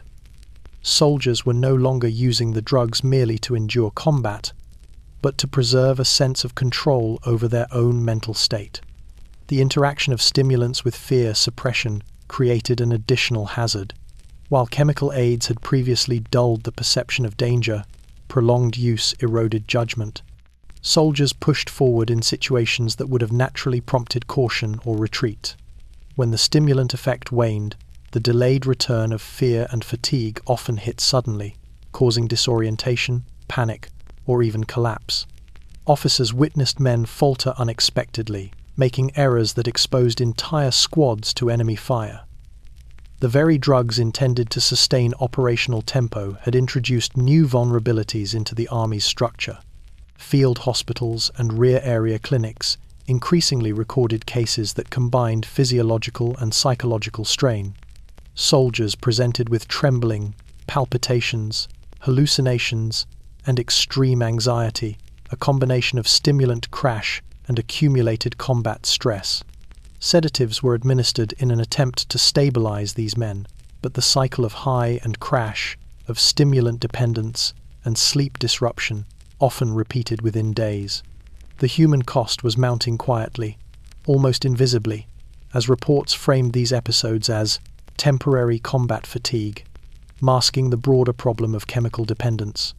By this stage, the interplay of stimulants, dependency, and psychological strain had created a war within the war. Soldiers were no longer simply contending with enemy forces or environmental extremes, they were contending with their own chemically altered minds. The Wehrmacht's early victories had come at a hidden cost, an army capable of extraordinary feats under stimulants, yet increasingly fragile when those chemicals waned. The mental collapse of troops, delayed and obscured by artificial energy, foreshadowed the limits of a strategy that treated human psychology as another adjustable component of warfare. In the winter of 1941, it became apparent that chemical dependency was not merely an operational aid, it was a structural vulnerability. The human mind, overstimulated and overstretched, had begun to fracture, and as the Eastern Front stretched further, this unseen battlefield would increasingly shape outcomes, casualties, and the very integrity of Germany's war machine. While the Wehrmacht's victories were documented in operational reports, maps, and propaganda, an invisible struggle raged within the ranks, a battle that was rarely seen or acknowledged outside the confines of tents, dugouts, and field hospitals. Soldiers fought not only against enemy forces, harsh terrain, or extreme weather, but against the very chemicals that had been entrusted to sustain them. Stimulants, painkillers, and sedatives created a paradoxical reality. Men were propelled forward with artificial strength, yet internally, their bodies and minds waged a constant, quiet war against overstimulation, fatigue, and dependency. Infantry units bore the brunt of this hidden conflict. Marching through mud, snow, or dense forests, men relied on pervitin to suppress hunger, prolong wakefulness, and dull the natural signals of exhaustion. For the first 10 to 12 hours, the effects were remarkable. Soldiers felt invincible, their pace unbroken, their concentration razor-sharp. But as hours stretched into days, the stimulant's masking effect began to wear thin. Legs burned, muscles cramped, and joints stiffened, yet the brain still compelled them to move. Field medics reported men attempting to push through impossible fatigue, driven as much by chemical compulsion as by orders. The line between determination and self-destruction blurred. Tank crews experienced similar but intensified pressures. Inside the panzer, the air was thick, temperatures were high, and vibration was constant. Stimulants kept drivers alert, loaders precise, and gunners steady for extended operations. But the human body, even when chemically enhanced, was not designed to endure prolonged stress in confined, high-temperature spaces. Officers noticed tremors in the hands, subtle lapses in coordination, and sudden irritability, all warning signs of cumulative strain. Crews sometimes ignored them, unwilling to slow down a forward advance or betray weakness in a culture that equated endurance with valor. The Luftwaffe's pilots faced their own hidden battles.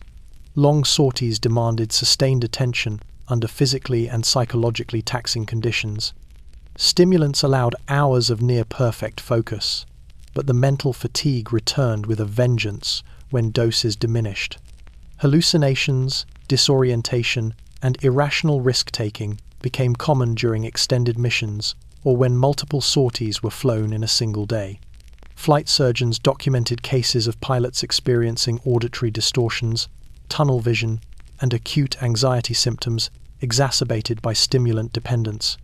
The skies, rather than offering tactical advantage, became a stage for chemical-driven volatility. Even in the rear, soldiers were not free from struggle. Dependence lingered. Men hoarded stimulants or barbiturates, traded rations for pills, and developed cycles of temporary alertness, followed by crashes. Sleep was often fragmented or chemically induced, creating a body and mind out of sync with natural rhythms. The hidden battles were compounded by shame and secrecy. Soldiers feared judgment from officers or peers if they admitted to dependency or panic. As a result, they endured these struggles silently, presenting an outward facade of efficiency and discipline, while internally, the human body and psyche strained under the artificial demands imposed upon them. Field hospitals became the epicenters of this unseen conflict. Medics confronted exhaustion, chemical dependency, and psychological strain simultaneously. Men arrived trembling, dazed, or agitated. Some were hallucinating or hyper-alert, unable to rest despite repeated sedation. The chemical regimen designed to prolong endurance had become a double-edged sword, sustaining operations while simultaneously undermining the very soldiers it was meant to empower. Documentation understated the severity, framing cases as battle fatigue or temporary strain, leaving the systemic issue largely invisible to command. The soldiers' hidden battles were not fought with rifles or artillery. They were fought within the body and mind, at the intersection of chemical stimulation, exhaustion, and the relentless demands of war. For every mile gained, every position captured, and every victory celebrated, men paid a silent price: shattered sleep, frayed nerves, and the creeping shadow of dependency. These hidden battles shaped the Wehrmacht's operational capacity as much as tactics or machinery, and the consequences would ripple through every campaign that followed, long before the outside world ever understood the full cost of chemical warfare on the human soldier. As the Wehrmacht extended its reach across Europe and deep into the Soviet Union, it became clear that the army's success was no longer sustained by tactics, tanks, or air superiority alone. A hidden lifeline had formed: the supply lines of stimulants. Pervitin, Eucadal, cocaine lozenges, and other chemical aids had become as essential to operational continuity as fuel, ammunition, and food. Without them, soldiers could not maintain the speed, aggression, and endurance that high command demanded. And ensuring the constant availability of these drugs required a logistical network as complex, precise, and vulnerable as any frontline maneuver. The production and distribution of stimulants began far from the battlefields. Factories like Temla and other pharmaceutical firms operated continuously, churning out tablets and lozenges to meet growing military demand. Reports from the period indicate that production increased exponentially as the war expanded, with quotas tied directly to operational forecasts. Early successes in Poland and France encouraged the Reich to institutionalize stimulant logistics. Chemical supplies were now an official component of military planning, allocated per battalion, regiment, and division, and tracked alongside rifles, artillery shells, and rations. From factories, the stimulants traveled through carefully controlled channels to depots, strategically located behind front lines. Railway networks were adapted to include the transport of chemical supplies, often coded as medical rations, to avoid revealing the contents. Quartermasters maintained meticulous logs, detailing quantities distributed to specific units and anticipated consumption rates. Field hospitals were instructed to reserve portions for emergency use or treatment of chemical fatigue, creating a dual-purpose system: drugs for endurance and drugs for recovery. The Reich's planners treated the supply of stimulants with the same gravity as any critical material, recognizing that delays or shortages could undermine the army's operational tempo. On the front lines, distribution presented unique challenges. Infantry units in continuous movement required regular resupply, often in harsh conditions. Forests, snow-covered plains, and muddy roads disrupted transport, while enemy action threatened convoys. Medics and supply officers improvised, delivering stimulants by hand, in backpacks, or alongside rations during forced marches. The speed and efficiency of these deliveries were vital. Without them, soldiers faced rapid fatigue, declining alertness, and the immediate risk of operational failure. In some instances, supply shortages forced commanders to ration stimulants, prioritizing elite units or those at the spearhead of the advance, introducing tension and morale issues. Tank divisions presented further complications. Panzers moved quickly over varied terrain, often far ahead of supply columns. Stimulant resupply required coordination between moving units, depots, and logistics officers, sometimes necessitating field improvisation. Drivers carried extra tablets, officers adjusted dosing schedules, and medics coordinated delivery points along the route of advance.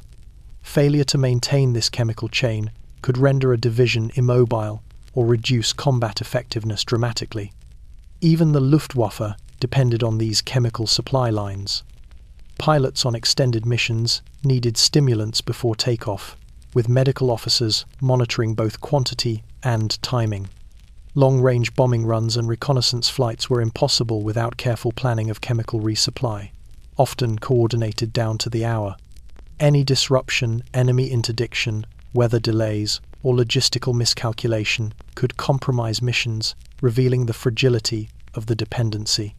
The supply lines of stimulants were a testament to the Reich's understanding of war as a systemic operation. Human bodies were treated as components of a larger machine, dependent on precise inputs to maintain output. But the very existence of these lines also revealed a vulnerability. While tanks could be repaired and rations replaced, human bodies demanded chemistry for sustained performance. Delay or shortage meant instant consequences. Slower marches, reduced firepower, impaired judgment, and fatigue-induced casualties. The battlefield was no longer just terrain and opposition, it was also the chain of chemical logistics, the unseen artery sustaining momentum. By the end of 1941, it was evident that Germany's early victories had depended as much on these supply networks as on Blitzkrieg itself. The army's speed, aggression, and apparent invincibility were products not only of strategy and discipline, but of a meticulously maintained chemical infrastructure. And the soldiers who relied on it would pay the hidden price when the lines faltered, when winter deepened, or when overstretched. Supply chains could no longer keep pace with ambition. The war had become as much a contest of chemistry and logistics as of bullets and tanks. Amid the rapid advances, meticulous logistics, and chemical management of the Wehrmacht, a profound ethical blind spot emerged, one that shaped not only individual behavior, but the moral framework of the German army itself. Soldiers, medics, and commanders alike operated under the assumption that stimulants, sedatives, and narcotics were necessary to maintain operational effectiveness. These substances were treated as neutral tools, instruments to be used without consideration for long-term consequences. The urgency of war, combined with ideological pressure to demonstrate speed and dominance, left little room for reflection on the human cost of chemically sustained performance. The blind spot began at the top. High command viewed stimulants primarily as tactical enhancers, not as drugs with physiological or psychological ramifications. Operational orders emphasized rapid movement, sustained engagement, and relentless pressure on enemy positions. Reports of adverse effects, heart strain, crashes, hallucinations, and dependency were either downplayed or framed as temporary setbacks. Commanders interpreted exceptional performance as proof of the stimulant's value and resilience of soldiers, rather than as a warning of overextension. This framing created a culture in which questions about ethics or safety were quietly suppressed. Medical officers occupied a conflicted position within this framework. They observed firsthand the mounting human cost of stimulant use, trembling hands, erratic behavior, and severe crashes after prolonged wakefulness. Surgeons and medics saw patients struggling with dependence on Eucodal or Pervitin, yet operational imperatives constrained their ability to intervene. Suggestions for restraint, dosage reduction, or mandatory rest were often ignored or dismissed. The ethical dimension, the responsibility to preserve human life versus the demand to maintain military momentum, was subordinated to the immediacy of victory. Doctors became complicit, not through malice, but through structural necessity. Soldiers themselves operated in a moral vacuum created by dependency and expectation. The drugs suppressed natural fear and exhaustion, allowing men to perform acts that, without chemical assistance, would have been impossible or fatal. This artificial courage and endurance blurred personal responsibility. Soldiers were capable of feats of aggression, endurance, and tactical initiative beyond normal human limits, but these feats were chemically induced. Their behavior, while effective, raised fundamental questions. Who was truly in control, the soldier or the stimulant? The ethical implications of this question were largely ignored in the heat of operations. The consequences of this blind spot extended beyond the individual. Units became increasingly reliant on chemicals, creating systemic risks. Decision-making was compromised when men pushed past natural limits. Overconfidence, impulsivity, and errors proliferated, often hidden beneath a facade of relentless momentum. Casualties, misjudgments, and operational failures were reframed as inevitable in war, rather than as outcomes of chemically influenced judgment. Ethics, like fatigue, was deferred in the service of performance. Propaganda reinforced the perception that chemical aid was both neutral and necessary. The public was shielded from knowledge of the army's dependence on stimulants. Soldiers' suffering and psychological strain were invisible, buried beneath reports of discipline, courage, and victory. This silence, coupled with institutional endorsement, created an ethical blind spot that insulated decision-makers from the human cost. By 1942, the cumulative effects were undeniable. Dependence, physiological strain, and psychological damage had reached levels that could no longer be fully ignored. Yet the culture of efficiency, momentum, and chemical reliance ensured that the ethical implications remained largely unaddressed. The German army had achieved unprecedented operational effectiveness, but it had done so at a cost. It had intentionally obscured a cost, measured not in guns or territory, but in the physical and moral limits of the men it commanded. The ethical blind spot was perhaps the most enduring consequence of the chemical program, a structural willingness to subordinate humanity to utility, and a failure to recognize that every advantage exacted its own hidden price. In the early campaigns of the Second World War, morale was often measured in terms of visible performance: how quickly a unit advanced, how aggressively a battalion held its ground, or how effectively a regiment repelled enemy attacks. Yet for the Wehrmacht, morale had become deeply intertwined with chemistry. Stimulants like Pervitin and cocaine were not only tools for sustaining physical endurance, they were instruments for shaping perception, confidence, and emotional resilience. The chemical enhancement of morale created a paradox. Soldiers felt invincible, yet that confidence rested on a fragile and artificial foundation. The psychological impact of stimulants was immediate. Infantrymen on long marches reported a sense of heightened courage and diminished fear. Where the body signaled exhaustion, the mind felt relentless energy. Orders that might have been daunting night assaults, rapid river crossings, or extended engagement under fire became surmountable. Soldiers described a perception of clarity and focus that emboldened them to act decisively in situations where fatigue or fear would normally have imposed hesitation. In essence, stimulants manufactured morale, replacing natural confidence with chemically induced assurance. Tank crews experienced a similar phenomenon. Inside the panzer, men were confined in hot, dark, and noisy spaces, operating under constant threat from enemy fire. Fatigue and stress would normally compromise judgment and coordination. Methamphetamine, however, created a sense of collective invulnerability. Crews reported smoother teamwork, faster decision-making, and a perception of enhanced skill. The stimulant flattened the emotional spectrum. Panic, fear, and doubt were suppressed, leaving only concentration and the drive to advance. Commanders interpreted this as exceptional discipline, unaware that much of it was chemically reinforced. The Luftwaffe relied on stimulants to maintain morale in a different context. Long sorties over hostile territory, high altitudes, and extended missions demanded sustained attention and emotional resilience. Pilots reported heightened confidence and diminished anxiety while under the influence of pervitin or coca-based compounds. The drugs enabled them to act decisively during combat, maintain formation integrity, and continue missions even under extreme stress. But the chemical enhancement of morale was double-edged. Confidence could turn into recklessness, and overstimulated pilots sometimes underestimated danger, pushing their aircraft beyond safe limits. At the unit level, stimulants reinforced collective morale. Soldiers marching, shooting, or flying together, all chemically enhanced, experienced a feedback loop. When one soldier maintained focus or energy due to a stimulant, others followed, creating the perception of universal resilience. This amplified operational cohesion, especially during rapid offensives where coordinated action was critical. Yet it also deepened dependence.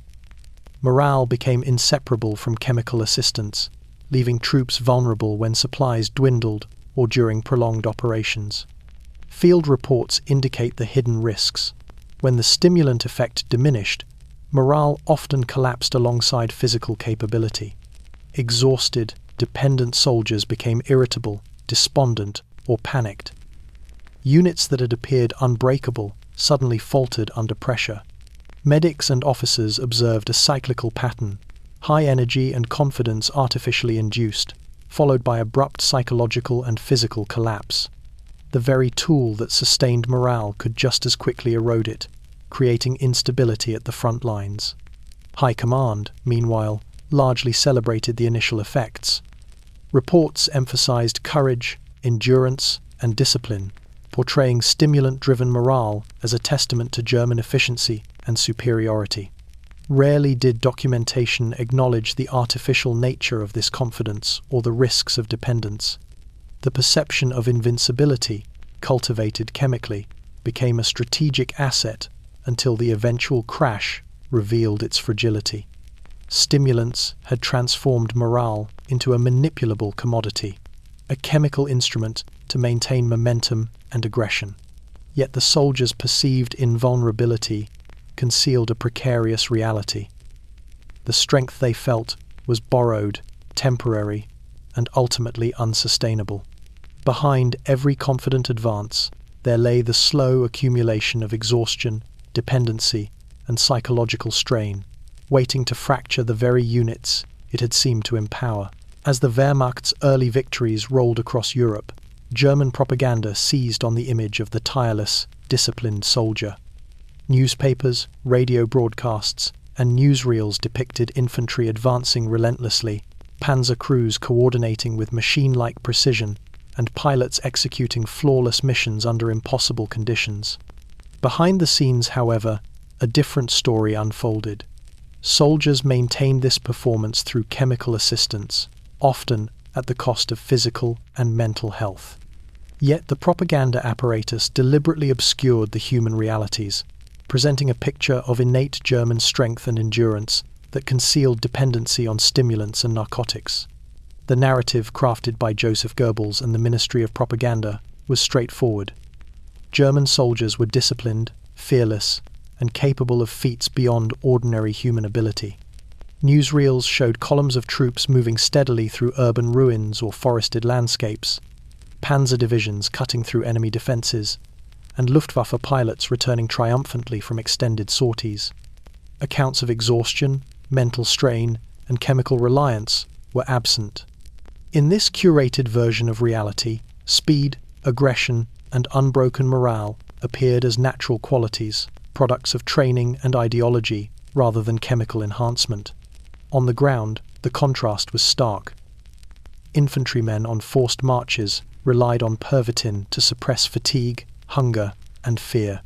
Tank crews depended on methamphetamine and stimulant-laced chocolate to maintain coordination during long advances. Pilots consumed cocaine lozenges or Pervitin to stay alert during sorties lasting hours on end. These chemical interventions were essential to sustaining operational tempo. Yet they were invisible in the propaganda that glorified relentless human endurance.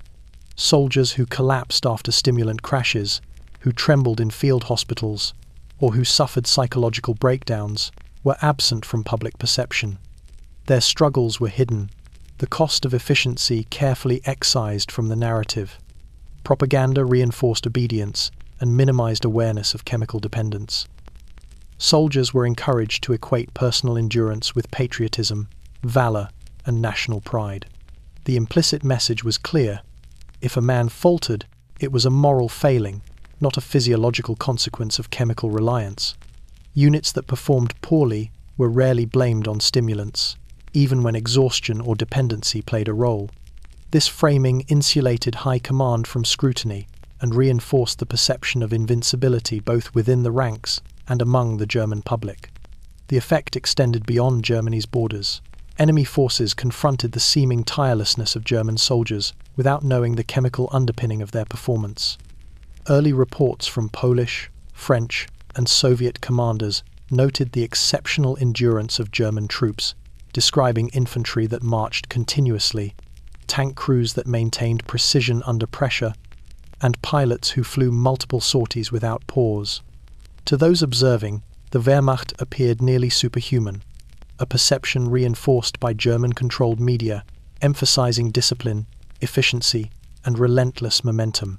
The reality of stimulants, Eukodal, and chemical exhaustion remained hidden, a shadow underpinning every advance. Within the military, the propaganda of strength further complicated internal dynamics. Soldiers internalized the narrative, measuring their own performance against an impossible standard of natural endurance. Those experiencing crashes, dependency, or psychological strain often felt shame, isolation, or fear of reprimand. The chemical support that had enabled survival became an unspoken secret, a necessary tool that no one could openly acknowledge. Field medics documented the consequences, yet these records were carefully controlled and rarely shared with higher command. By mid-war, the propaganda of strength had created a feedback loop. Public perception celebrated the apparent invincibility of German troops. Soldiers internalized the myth of inherent resilience, and high command relied on stimulants to maintain the illusion. The chemical scaffolding of early victories remained invisible, sustaining both battlefield performance and the narrative of unbroken German might. Yet behind every staged photograph, every heroic account, and every newsreel, there existed a quiet truth. The image of tireless strength was constructed not solely by training or ideology, but by pills, powders, and the relentless manipulation of human physiology. The propaganda of strength masked dependence, erased human suffering, and framed chemical endurance as natural prowess. But for those who lived it, the hidden cost of this manufactured vigor was increasingly undeniable, even if the world never saw it. As the war progressed into its second year, a quiet, insidious transformation occurred within the ranks of the Wehrmacht: dependency. What had begun as a tactical aid, stimulants for wakefulness, narcotics for pain, and sedatives for sleep, had evolved into an invisible framework sustaining entire units. Soldiers no longer simply relied on chemical assistance to extend their performance. They had come to need it. Dependency had spread across infantry, armored divisions, and the Luftwaffe, shaping behavior, eroding judgment, and introducing vulnerabilities that were largely invisible to high command. Field medics and doctors began observing the phenomenon in detail. Men who had previously tolerated extreme exertion now struggled to operate without chemical input. Pervitin was no longer a temporary enhancer. It had become a baseline requirement for functioning in combat. A soldier awake for 16 hours could continue moving, marching, or engaging the enemy with pills. Without them, he faltered, experienced tremors, or became incapacitated. Dependency was reinforced by the relentless operational tempo, which left little opportunity for natural rest. The body's natural rhythm was overridden, creating a feedback loop where chemical assistance was required simply to meet expectations. Tank crews demonstrated the effect starkly. Panzers relied on coordinated, split-second decisions under high pressure. Drivers, loaders, and gunners, accustomed to stimulant-enhanced alertness, found that even a brief withdrawal could degrade performance. A driver misjudging terrain or a gunner firing late could compromise an entire unit. Reports noted cases where crews, fatigued and dependent, became hesitant, disorganized, or prone to errors, a subtle but dangerous erosion of reliability. In effect, chemical dependency had become part of the operational equation. The tanks moved not solely because of mechanical engineering or training, but because the men inside were chemically sustained. Pilots were similarly affected. Long sorties required sustained concentration at high altitude, where hypoxia, cold, and vibration imposed extreme stress.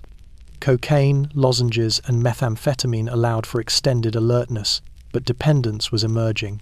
Pilots who missed doses reported anxiety, difficulty focusing, and heightened fear responses. Even experienced airmen, trained in discipline and reaction, were vulnerable.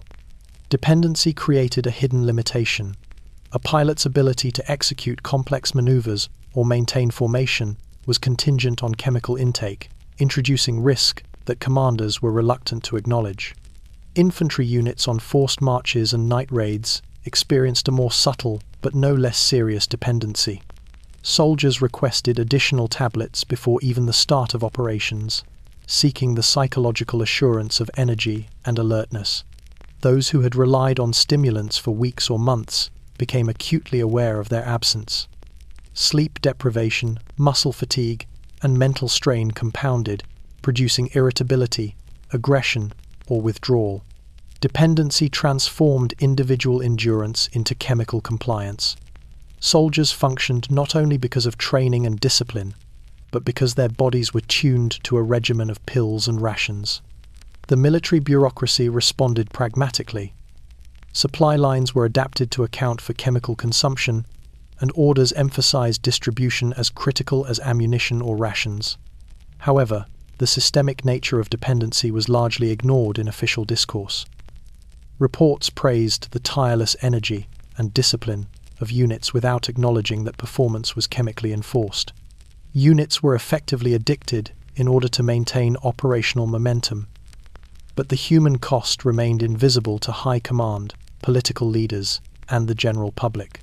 Dependency in the ranks marked a turning point in Germany's chemical war. What had begun as tactical enhancement became structural necessity, shaping the behavior, morale, and vulnerability of soldiers across every branch. The human body was no longer an autonomous element of the military machine. It had been entwined with chemicals to the point where artificial endurance became indistinguishable from natural performance. And as the Eastern Front stretched into harsh winters and prolonged engagements, the consequences of this dependency, physical collapse, psychological strain, and strategic risk would increasingly define the Wehrmacht's capacity to sustain war. By the winter of 1942, it had become painfully clear to medical officers and commanders alike. The chemical edge that had propelled the Wehrmacht's early victories was reaching its limits. Stimulants, narcotics, and sedatives had extended human endurance far beyond natural boundaries, masked fatigue, and suppressed fear. They had enabled infantry to march without rest, tank crews to operate with unnerving precision, and pilots to fly multiple sorties under extreme stress. But no chemical could indefinitely sustain the human body or mind. The limits of endurance, both physiological and psychological, were approaching, and the consequences of over-reliance were becoming impossible to ignore. The evidence appeared in field hospitals and casualty reports. Soldiers, once capable of remarkable feats under chemical enhancement, were arriving exhausted, dependent, and broken. Infantrymen exhibited rapid heart rates, tremors, and a host of fatigue-related injuries that could no longer be masked by stimulants. Many suffered from hallucinations or acute anxiety. The prolonged absence of sleep had compromised immune function, and illnesses that had been rare in early campaigns began to rise sharply. Even minor injuries were complicated by delayed healing, exacerbated by exhaustion and chemical strain. Tank crews reflected a similar story. Panzers that had once seemed unstoppable now faced operational slowdowns as crews crashed simultaneously after extended stimulant use. Mistimed maneuvers, poor coordination, and decreased situational awareness became increasingly common. Commanders reported a new kind of unpredictability. Soldiers, who had been chemically alert for days, suddenly faltered, unable to maintain the discipline and precision that had previously defined armored operations. The chemical support that had enabled extraordinary performance was now a source of fragility. The Luftwaffe, too, confronted the limits. Pilots who had relied on stimulants to maintain focus during long-range missions experienced crashes in attention, misjudged altitudes, and impaired reaction times. Flight surgeons documented increasing cases of psychological strain. Panic attacks, hallucinations, and compulsive behaviors linked to stimulant use. Aircraft mishaps, previously attributed to mechanical failure or enemy action, were now understood to be influenced by overstimulation and chemical fatigue. Even elite units could not escape the physiological truth. Human endurance had limits that stimulants could only temporarily postpone. The strategic consequences became apparent at the operational level. Supply lines strained to maintain chemical distribution, creating dependency that intertwined logistics with performance. Units that had advanced with remarkable speed were now vulnerable to counterattack once the stimulants wore off or supplies lagged. Decision-making at all levels was compromised by the unpredictable effects of chemical fatigue. High Command recognized the problem internally, yet operational imperatives allowed the continuation of chemical reliance, even as its risks escalated. Psychologically, the soldiers themselves felt the strain. Dependency, once manageable, began to dominate behavior. Men hoarded stimulants, experienced anxiety during periods without them, and struggled with the emotional fallout of crashes. The illusion of invincibility, cultivated through chemical enhancement, began to fracture, revealing exhaustion, fear, and vulnerability. Stimulants that had been tools for extending operational capacity had become psychological crutches, masking systemic weakness while creating new forms of risk. By the end of 1942, the limits of chemical warfare were undeniable. Stimulants and narcotics could extend human capability temporarily, but the human body and mind were finite. The early successes built on chemical advantage had demonstrated the utility of pharmacological intervention, but they had also revealed its hazards: dependency, physiological breakdown, impaired judgment, and psychological strain. The Wehrmacht had discovered the power of chemicals to push men beyond natural limits, but the war was beginning to demonstrate the cost of sustaining such artificial performance. Momentum could be bought with pills, but it could not erase the vulnerability inherent in human flesh. The limits of chemical warfare were now a reality that Germany could no longer ignore, a ceiling against which both soldiers and strategy would eventually collide. By the end of the early campaigns, a grim calculus had become clear. Every kilometre gained, every city captured, every tactical success achieved by the Wehrmacht came at a hidden cost, one measured not in artillery rounds, tank losses, or aerial sorties, but in the bodies and minds of the soldiers themselves. Stimulants, narcotics, and sedatives had propelled the army to feats beyond natural human endurance. They had masked exhaustion, suppressed fear, and dulled pain. They had created the illusion of tireless soldiers, of unbroken units, and of momentum that appeared unstoppable. Yet the reality behind these victories was far more fragile and far more costly than anyone in Berlin publicly acknowledged. Field hospitals bore silent witness. Soldiers arrived trembling, disoriented, or catatonic after extended periods of chemical-enhanced operations. Infantrymen who had marched for days without rest suffered heart irregularities, gastrointestinal distress, and profound muscular fatigue. Tank crews, once precise and coordinated, collapsed simultaneously after stimulant crashes, rendering vehicles momentarily inoperable. Pilots, whose alertness had been chemically sustained during night sorties or long-range reconnaissance, returned with hallucinations, acute anxiety, and impaired judgment. The drugs that had made them effective instruments of war had also introduced vulnerabilities that were hidden beneath outward displays of competence. Dependence had become systemic. Soldiers hoarded stimulants, traded rations for pills, and adjusted dosages to maintain operational readiness. The very act of functioning under normal physiological limits had become impossible for many units without chemical support. High Command, while aware of some instances of overuse or crashes, continued to treat stimulants as tools of discipline, performance, and morale.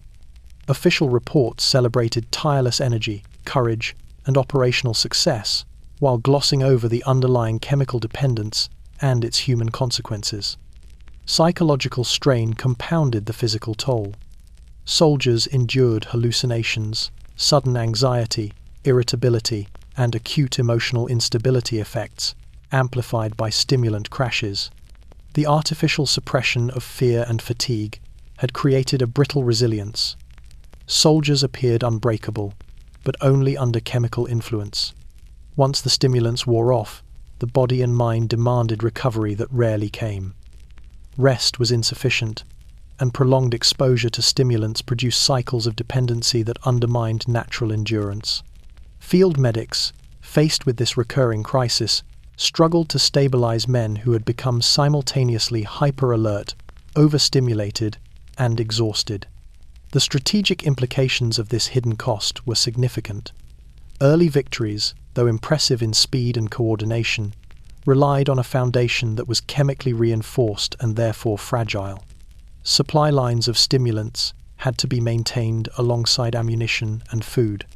Operational planning increasingly assumed that units could perform beyond natural human limits, introducing risk when supply faltered or exhaustion caught up with troops.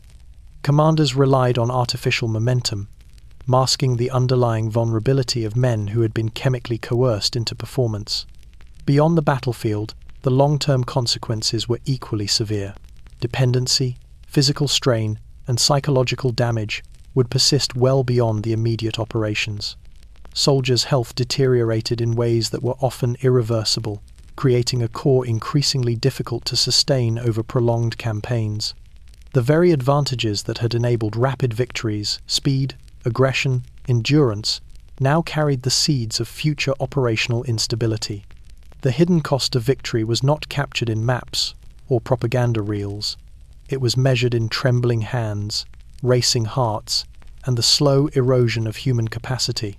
Germany's early wartime momentum had been fueled by chemistry, but the human toll was accumulating quietly, invisibly, and irreversibly. The victories that seemed unstoppable were, in truth, built upon a fragile scaffold of overstimulated bodies and chemically managed minds, a cost that would eventually confront both the soldiers and the army with the brutal limits of human endurance. And in that silence, behind every celebrated advance, the true price of victory had already begun to take its toll.